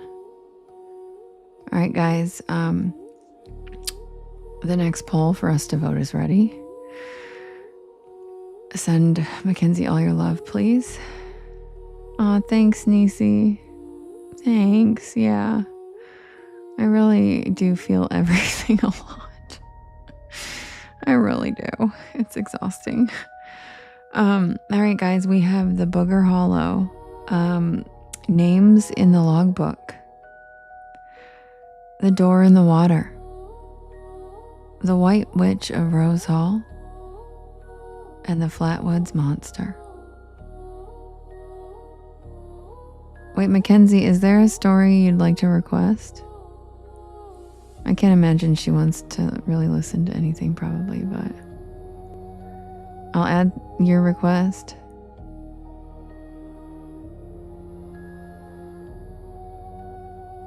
I think Mackenzie likes them all.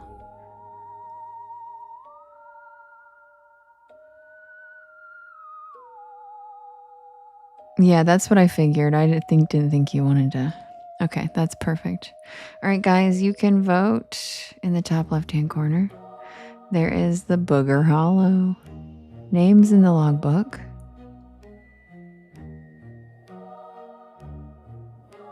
Door in the Water. White Witch of Rose Hall and Flatwoods Monster. That's usually what I do, Rachie, is I'm like, I don't even know what to say. I'm so sorry.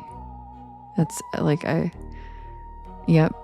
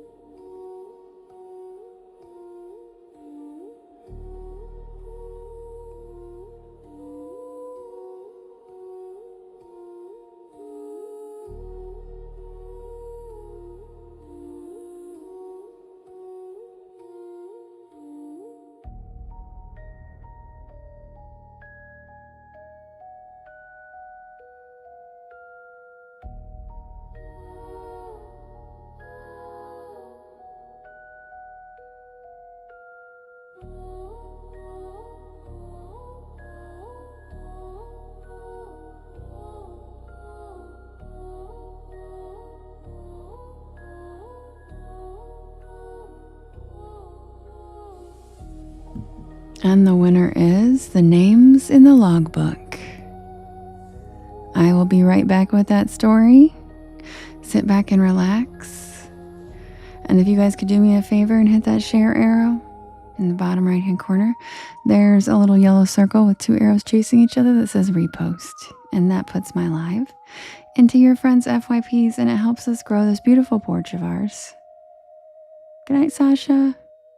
I'll be right back with the tale of the names in the logbook. Thank you, Amy. Thanks for the cozy cryptids. Thanks, Bisbee, for the populars.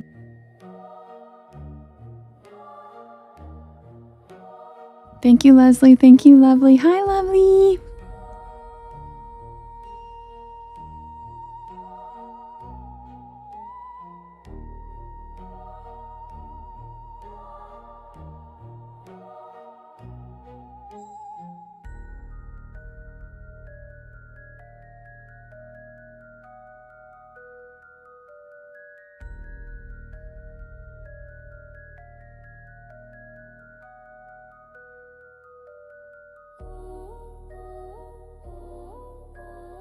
Thank you, Suzanne. It's so pretty. Thank you.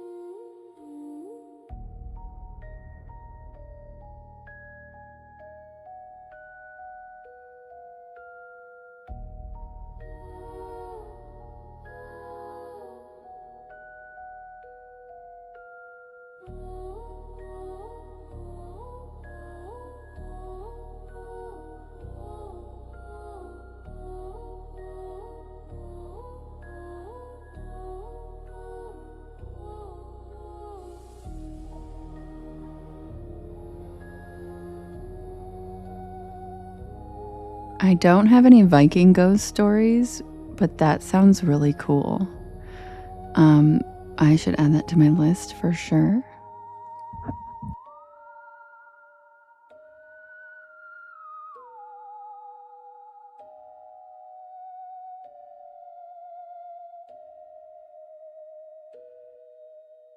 Welcome in, Cindy. I'm just switching stories. I'm about to start a new story. I'm just pulling up the script, and I read spooky bedtime stories to help you relax your nervous system and fall asleep. So welcome to the porch. Grab a beanbag chair, grab a hammock, sit back and relax.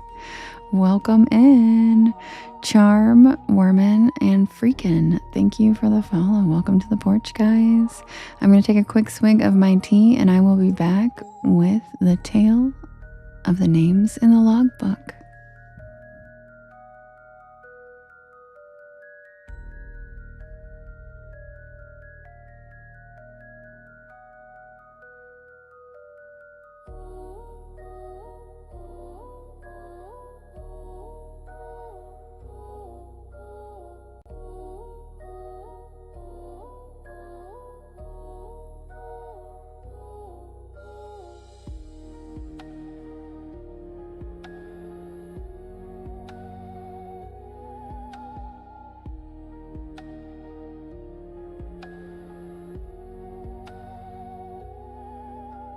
Yes, Wanderlust Fairy. I already have one about La Lechuza. I would absolutely do one about La Llorona as well.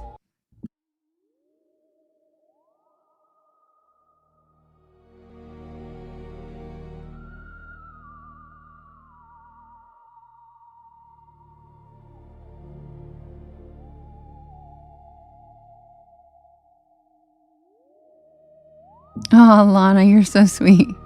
Once you get over to the playlist on my YT channel, you don't have to fight sleeping where I promise you'll be out by like the second story.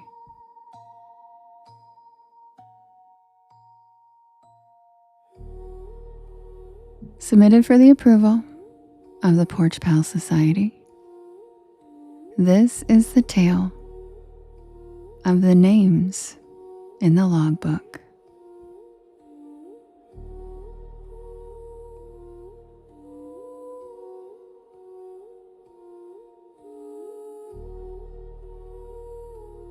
Thank you, third Jen, for the cozy cryptids. Thanks, Brookie. Thanks, Salty Dog.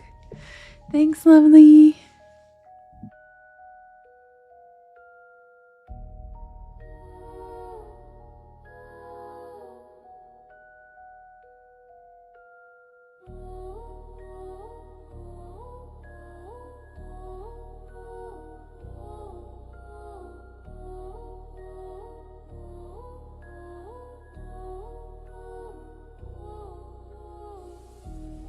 I wasn't supposed to be on the trail that late.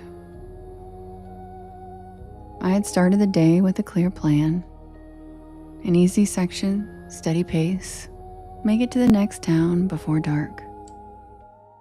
I had even checked the weather that morning. Light rain, maybe, nothing dramatic.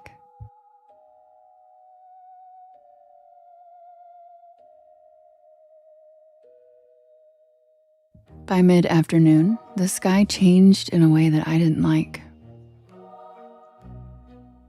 It didn't roll in gradually. There wasn't that slow cinematic buildup of clouds. It just flattened like something had taken the entire sky and pressed it down closer to the earth.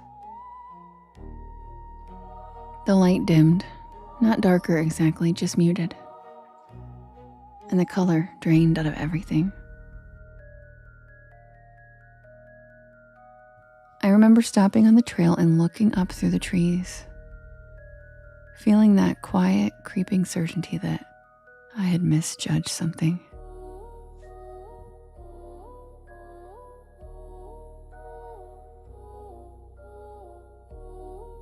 Then the wind hit, hard, sudden. It pushed through the branches in a way that made the whole forest sound like it was breathing. Leaves flipped, trunks creaked. And somewhere in the distance, something cracked, sharp and loud enough that I flinched. And that's when I checked my map again. Rain Crow Shelter less than 2 miles ahead. I hadn't planned to stop there, but the idea of pushing another 6 miles in worsening weather suddenly felt stupid. Like the kind of decision you regret making halfway through it. So, I turned my focus forward and I picked up the pace.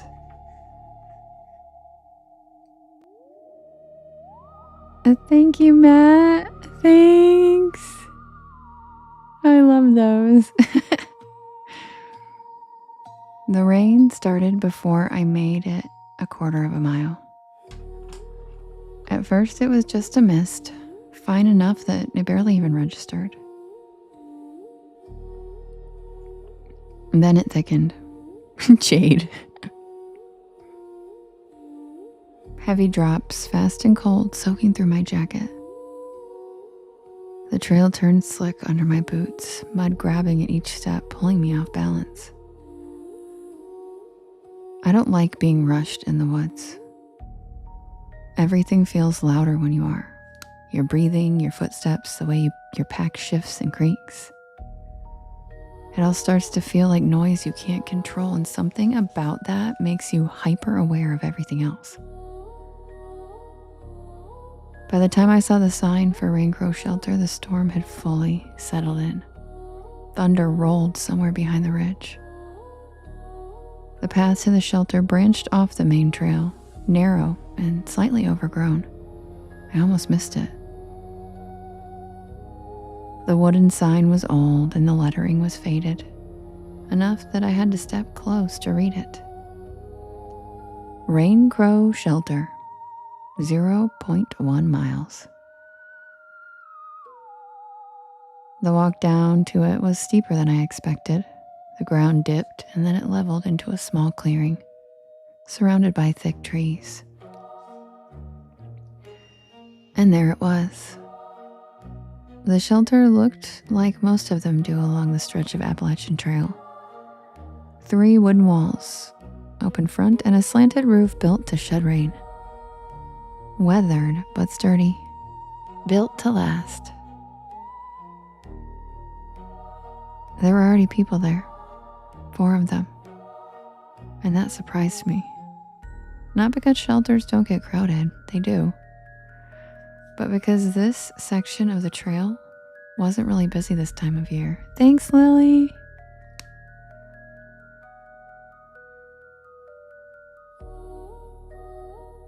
And with the storm rolling in, I hadn't really expected anybody to have gotten ahead of it. Love you too, Jade. Sweet dreams. The people were spread out across the interior, each with their own space. Packs lined up against the back wall, boots set neatly near the edge to dry. The kind of quiet organization you only see from people who have been doing this a long time. No one looked up right away when I stepped in, and that struck me as odd. Hikers usually acknowledge each other, even if it's just a nod. Some small recognition that you're sharing space, sharing circumstance. But here it felt like I had walked into something like already in progress. I shook off as much water as I could and I set my pack down near the entrance. The air inside was warmer than outside, but not by much. It held on to the dampness. It filled with musty smell of wet wood and old moss. Thank you, Jilly. Thank you, Misbehavin'.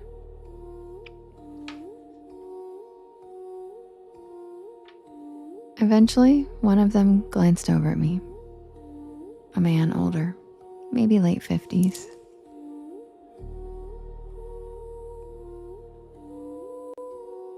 His beard was streaked with gray and his jacket was worn in a way that suggested years of use.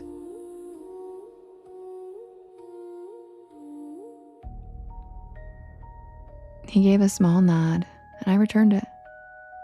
And that was the extent of it. No introductions, no small talk. Just an understanding that I was there now. I told myself it was fine. Some hikers are like that. They're reserved, focused inward. I started unpacking my gear, laying things out to dry, moving with that familiar routine that comes from repetition. It helped ground me, gave me something to focus on other than the storm hammering the roof overhead. The others barely moved. That was the next thing I noticed. No shifting, no adjusting, no small unconscious movements, just stillness. The older man sat near the back wall, hands resting on his knees. Across from him, a younger guy, mid-20s, maybe, leaned against his pack, staring out into the rain. There was a woman near. She was in the corner, her hair pulled back and her clothes dark and damp but not dripping. Another man sat near the entrance closest to me. Thank you, Amy. His boots were already off and lined up neatly beside him. I tried not to stare, but I was just trying to assess my surroundings. They must have been there longer than me, already settled in. Time stretched in that quiet way it does when there's nothing to do but exist in it. The rain didn't let up. If anything, it got heavier. Water poured off the edge of the roof in steady sheets. The ground just beyond the shelter turned into a shallow, rippling pool. The forest beyond blurred into shifting gray. I pulled out a protein bar and I ate it slowly, more for something to do than because I was hungry. At some point, the woman shifted slightly, just enough to look at me. There was something in her expression, something I couldn't place. Not unfriendly, not welcoming, just aware. I gave a small polite smile, but she didn't return it. She just held the look for a second longer than felt normal, and then she turned back toward the rain. I told myself it was nothing, but slowly I started noticing other things. Their gear, it looked older. Not just worn, but outdated. The kind of packs you don't see much anymore. The fabrics, the designs. I tried to brush it off. People use all kinds of gear, and some stick with what they know and some prefer older equipment. As the evening settled in, the light outside faded. The storm thickened and the darkness swallowed what little remained of the daylight. I set up my sleeping bag, changed into dry clothes, and I tried to settle in. No one lit a lantern. No one pulled out a headlamp. The shelter just stayed dim. Enough ambient light filtered. Oh my God, Michelle, he's so cute. Oh my God, Michelle. Oh my God, that was the cutest Cooper I've seen. Thanks, Michelle. Enough ambient light filtered in from the storm that I could still make out shapes. Outlines during the lightning strikes, but it wasn't comfortable. It wasn't the kind of light you would choose.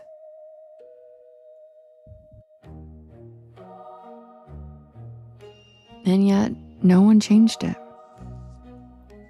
We all just sat there in the silent darkness. And that's when I noticed the logbook. Hi, Rachel. It sat near the entrance, tucked into a small metal box to keep it dry. Standard for most shelters. A place for hikers to leave notes, track who's passed through, share small pieces of information. I grabbed it, flipped it open. The pages were damp, edges curled slightly from the humidity. The most recent entry was from earlier that day. It was a list of names, all 5 of them. I swear I recognized them. Kind of like a word you can't quite recall. I just somehow knew I recognized those names. Some of the names repeated, which was odd. Hikers pass through, but they don't usually circle back that quickly. At least not on this stretch of the trail. I glanced up and the others still hadn't moved. They hadn't even glanced in my direction. I closed the book and I set it back. Night settled in fully after that, and the storm never broke. It just continued steady and relentless. I laid in my sleeping bag listening to it, letting the sound fill the space where thoughts might have gone. And I must have fallen asleep at some point, because I remember waking in the middle of the night to a strange, heavy quiet.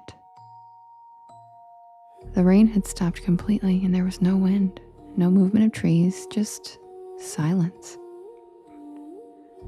I opened my eyes and for a moment I couldn't tell where anyone was. But then my eyes adjusted and they were all still there, in the same positions.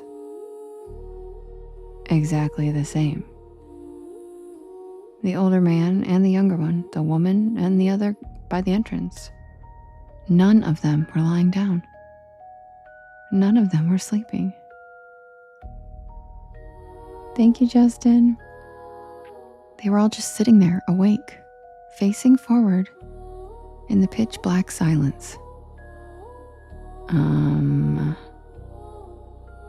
I closed my eyes and I told myself not to overthink it. I was tired and everything felt really strange in the middle of the night when you're half asleep. Oh my God, thanks, Nikki. That was adorable. Eventually, I fell asleep again. When I woke for real, it was finally morning. Clear sky, bright sunshine. I sat up slowly, and the shelter was empty. Completely. No packs, no boots, no people, just my gear exactly where I'd left it. And the logbook was still by the entrance.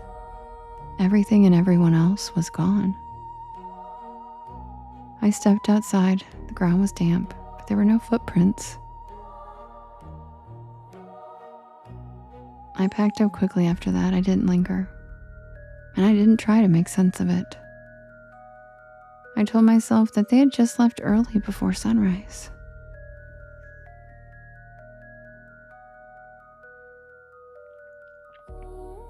Some hikers do that.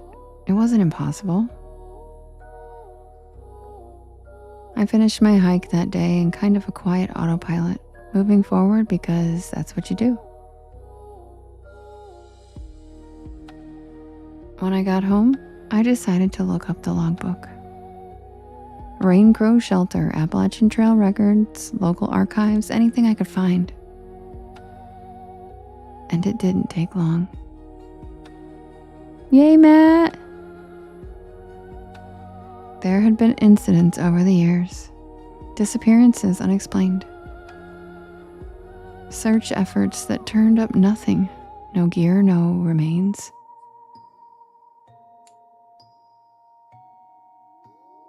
And then I realized the names. They matched the names in the logbook. Their dates were not recent dates, years apart, decades in some cases. They were all names of people who had gone missing along that exact stretch of the Appalachian Trail.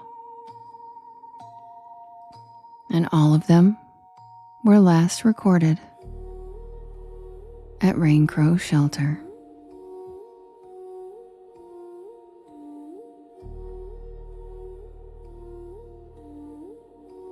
And that's the tale of the names in the logbook. Hi, Possum Queen. Welcome back, girl. Thank you, Suzanne. Thanks, Travelin' Sue.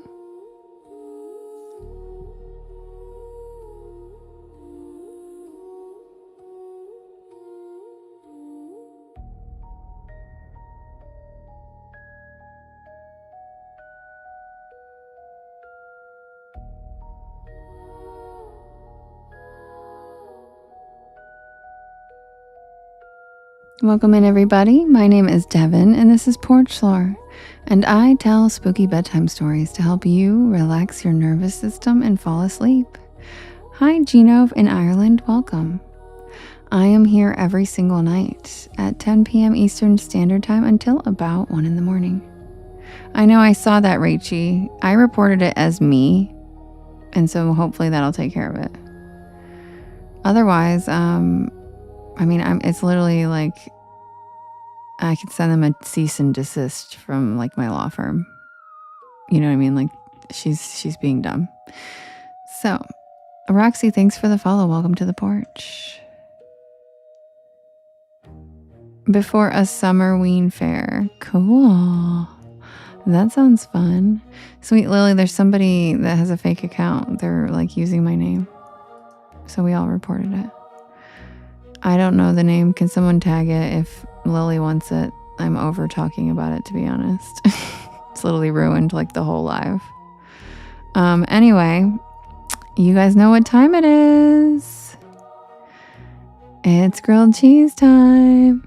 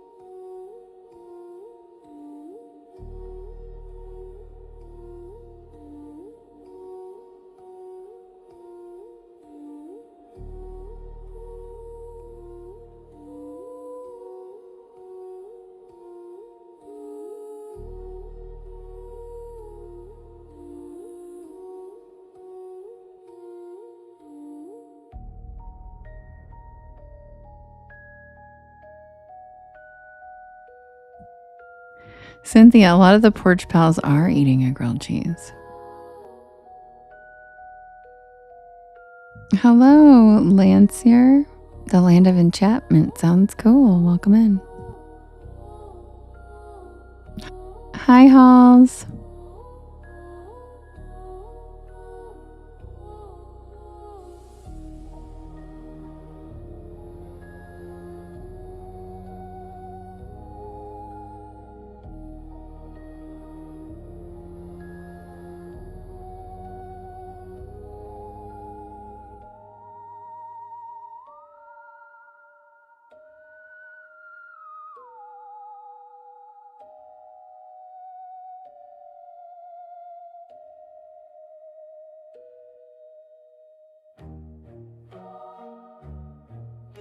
Worth it, lovely. Worth it. Oh, don't say my bad, Possum. Yeah, look how many people are answering because we're a community. We love it. That's what we want, is you to be curious and you to want to hang out and join part of the Porch Pals. And this story, I'll tell you, was so popular, it got requested every single night. And yes, that's why they're called bedtime stories, sweetheart, because everyone in here falls asleep. Yeah, Possum Queen, this is like a safe space. Everyone here's so cool. We're very chill and nice.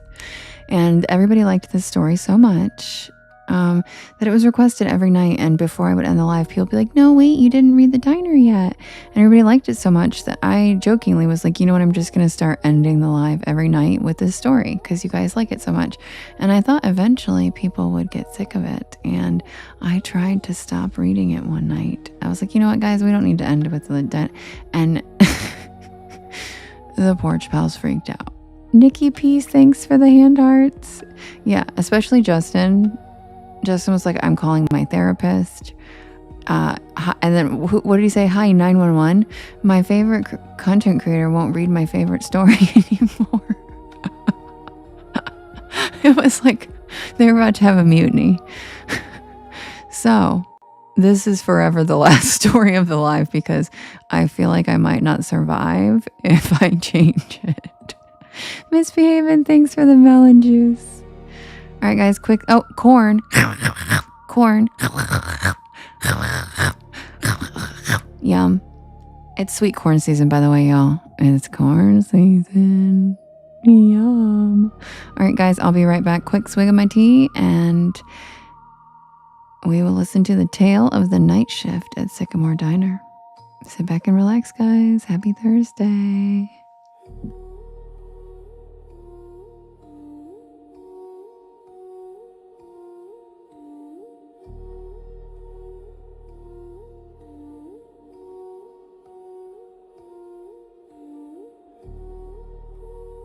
Oh my God, Misbehaving, are you okay?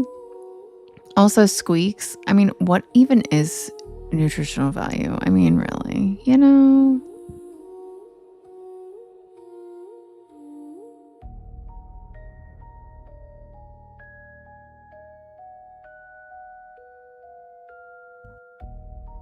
It's what, Matt? Tradition? Oh, tradition. Tradition. Okay. Good spelling. Tradition.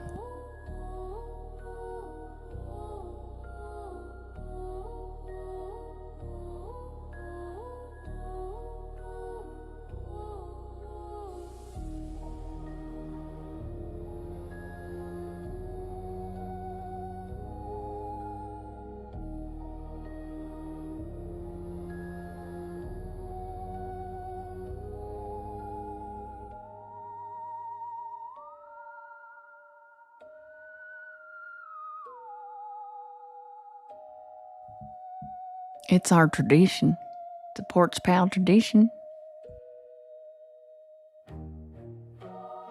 Just the way we always done it around here.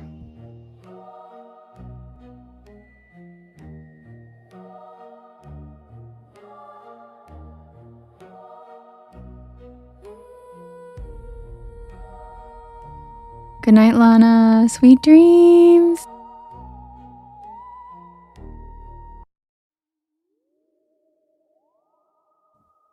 Submitted for the approval of the Porch Pal Society. This is the tale of the night shift at Sycamore Diner.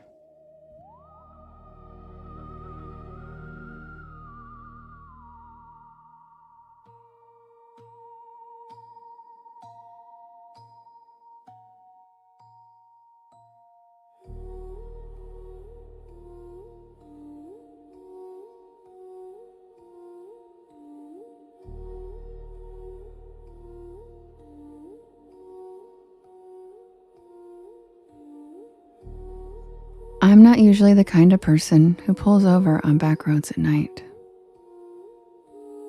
Not unless I absolutely have to. Thank you, Chili. Thank you, Chill. But that night, something about the storm, the long drive, and that growling pit in my stomach convinced me otherwise. I was hungry. It was late October, and I was headed back to campus after a weekend visit with my friends in North Carolina. They. I had a midterm on Monday, and my plan had been to drive straight through. 5 hours, no stops. But then came the rain. One of those cold, slanted, whispery rains that creeps into your bones and makes the windshield wipers sound like a heartbeat. Thank you, Deborah. I love that one. Thanks, Suzanne. I had taken the wrong exit trying to bypass traffic, and I ended up on a 2-lane back road, surrounded by nothing but pine trees and power lines. And that's when I saw the neon sign. SYCAMRE Diner. The O in Sycamore was flickering like it hadn't worked right in years. But the rest was lit up in a cherry red neon. a tiny beacon in the middle of nowhere.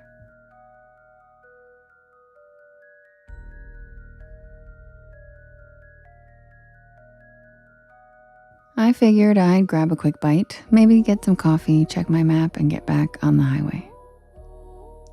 But I should have just kept driving.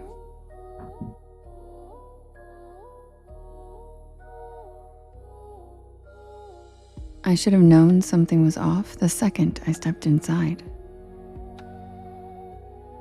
The bell over the door jingled, but not like a normal bell. It made this sharp metallic ping that echoed longer than it should have. The air inside was warm, almost too warm, and it smelled like grilled onions and pancake syrup. The place looked like it had been yanked straight from 1957. A checkerboard floor, red vinyl booths, a long counter with spinning stools, even a jukebox in the corner that looked like it hadn't worked in decades. And the people, they all stopped and looked at me the second I walked in. Not in a rude way, just quiet, like they weren't expecting me. Like I had walked into the middle of a sentence that no one wanted to finish. A waitress, tall, with a beehive hairdo and a light blue uniform, smiled and waved me over.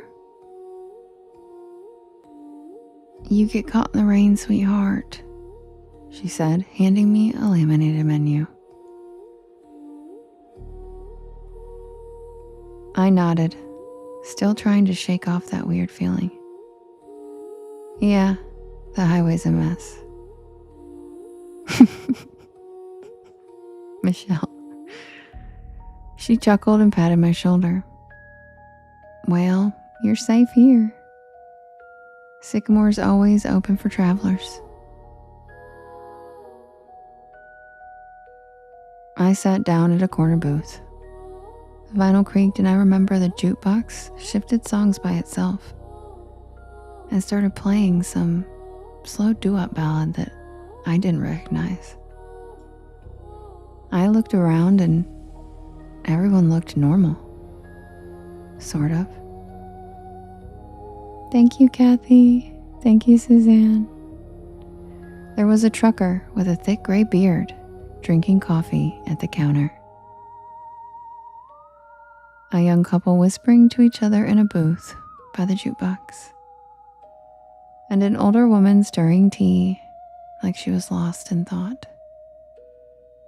But they all had the same look in their eye, like they were there but also somewhere else.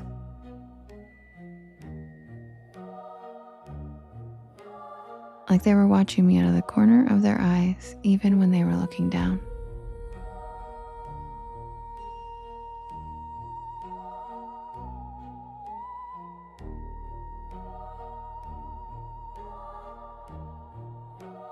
The waitress came back with coffee.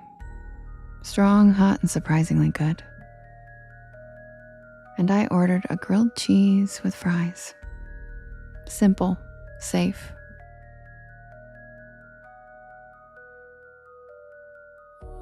She wrote it down with one of those clicky pens and said, "Don't worry, it's on the house tonight." And that was my second red flag. No diner just gives food away. While I waited, I took out my phone to check the map. No signal, and I mean nothing. No bars, no Wi-Fi, not even GPS. Just a blank screen with a spinning wheel.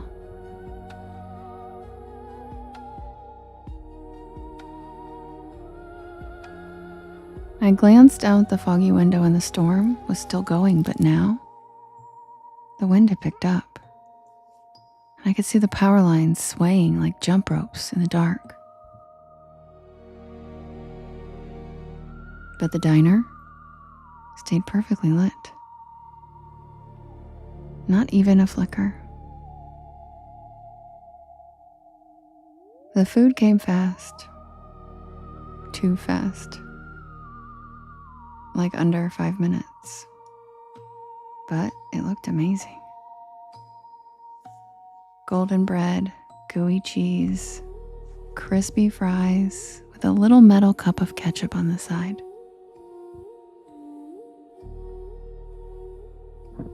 I took a bite. Delicious. I mean, I've eaten at a lot of diners, greasy spoons, college joints, and roadside shacks, but this was hands down the best grilled cheese I've ever had. The fries were perfect and the coffee never ran out. Every time I took a sip, it was somehow full again.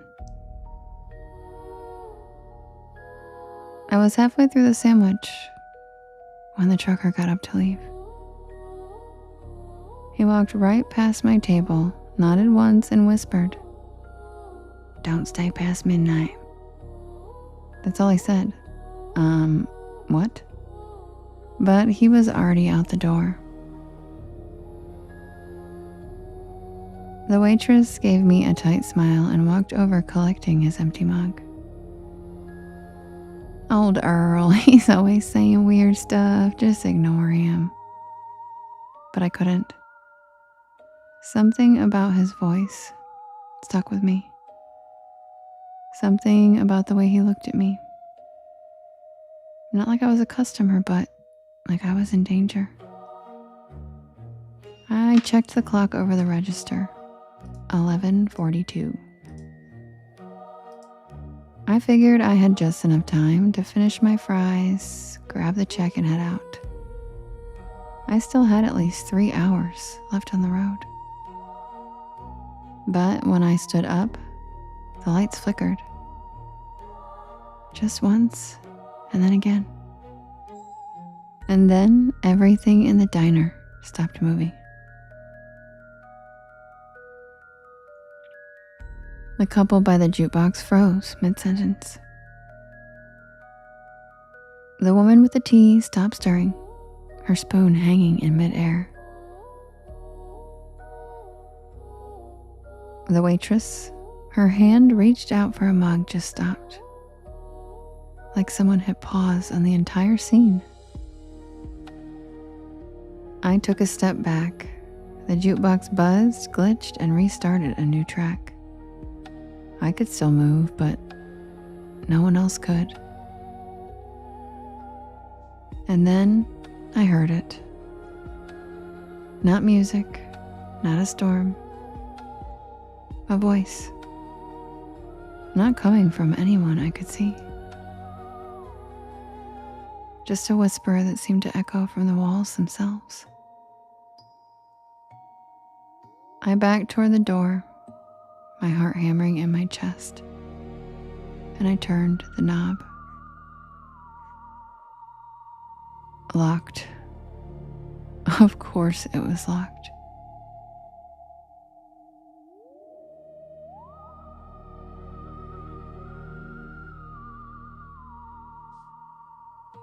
I tried the windows, but they were sealed shut. I started banging on the glass and shouting, but no one was outside. Just the wind and the rain, and that flickering red sign. SYCAMRE.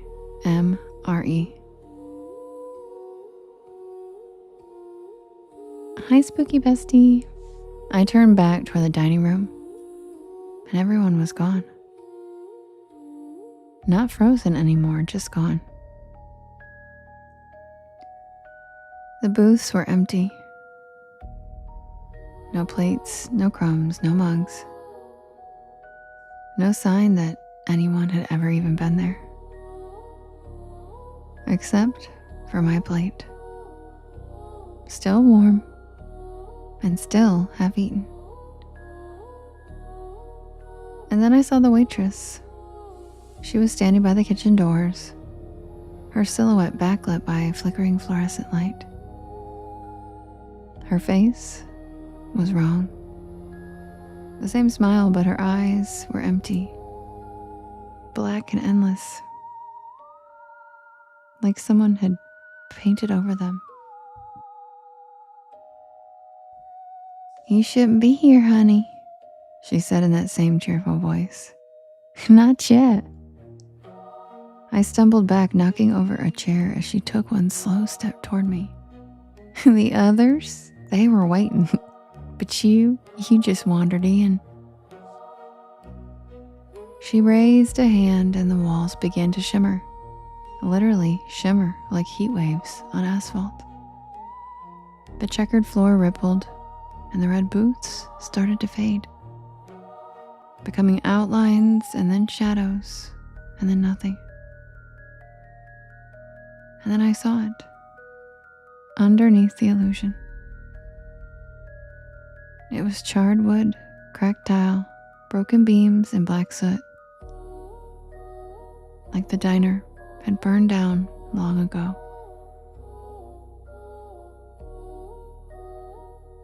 I ran. I don't even remember how I got out. 1 second I was inside, and the next I was on the side of the road, soaked to the bone and gasping for air. My car was still there, parked on gravel that didn't even look like a lot anymore. Just weeds and puddles. No neon sign, no glowing windows, just nothing. I drove back to campus that night in silence. No music, no Porch Lore podcast. I kept glancing in the rearview mirror, half expecting to see that red neon flicker back to life. I didn't tell anyone. Not for weeks. Not until I finally looked up Sycamore Diner on a local history site.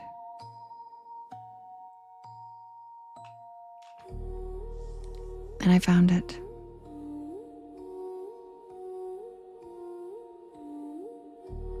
It burned to the ground in 1972.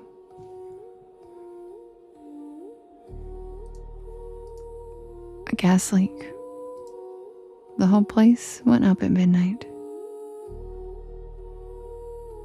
And everyone inside was killed. 5 patrons, a waitress, and a cook.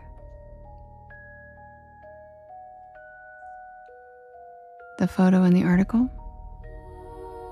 The same checkerboard floor, same red booths, same neon sign. SYCAMORE.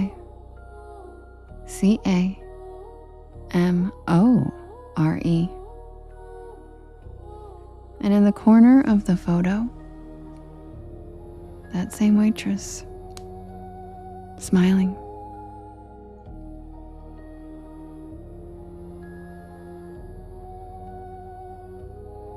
I never took that back road again. I don't even drive at night anymore if I can help it. And every time I see a neon diner sign, something in me flinches just a little.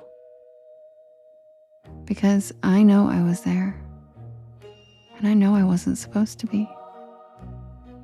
But the part that keeps me up sometimes, the part that really makes my stomach turn, that was the best damn grilled cheese I ever had. And I didn't even pay for it.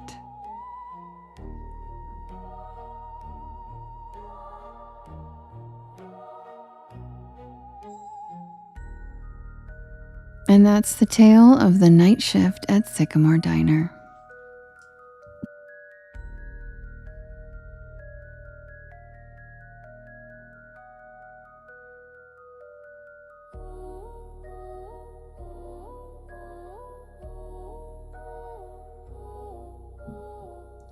Thank you for spending your evening with me, Porch Pals. I love you guys so much.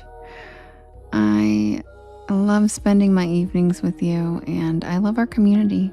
And I will see you guys again tomorrow, Friday, 10 p.m. Eastern Standard Time. Same place, same time. Good night, Kim. Love ya.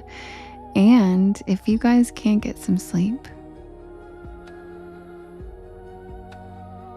head on over to my YT channel where all of these stories live, and you can listen to them recorded by me on a playlist called Bedtime Stories. If you look for Porch Lore, you will find me, and there is a playlist tab. Click on that, go to Bedtime Stories, hit shuffle or play all in loop, and you can just fall asleep to all these stories. And I am also on all of the podcast streaming sites. So if you are not able to fall asleep in the live, don't worry. I promise. I even fall asleep by like the second story to the Bedtime Stories playlist. So I hope you guys get some wonderful sleep. And don't forget, stay spooky.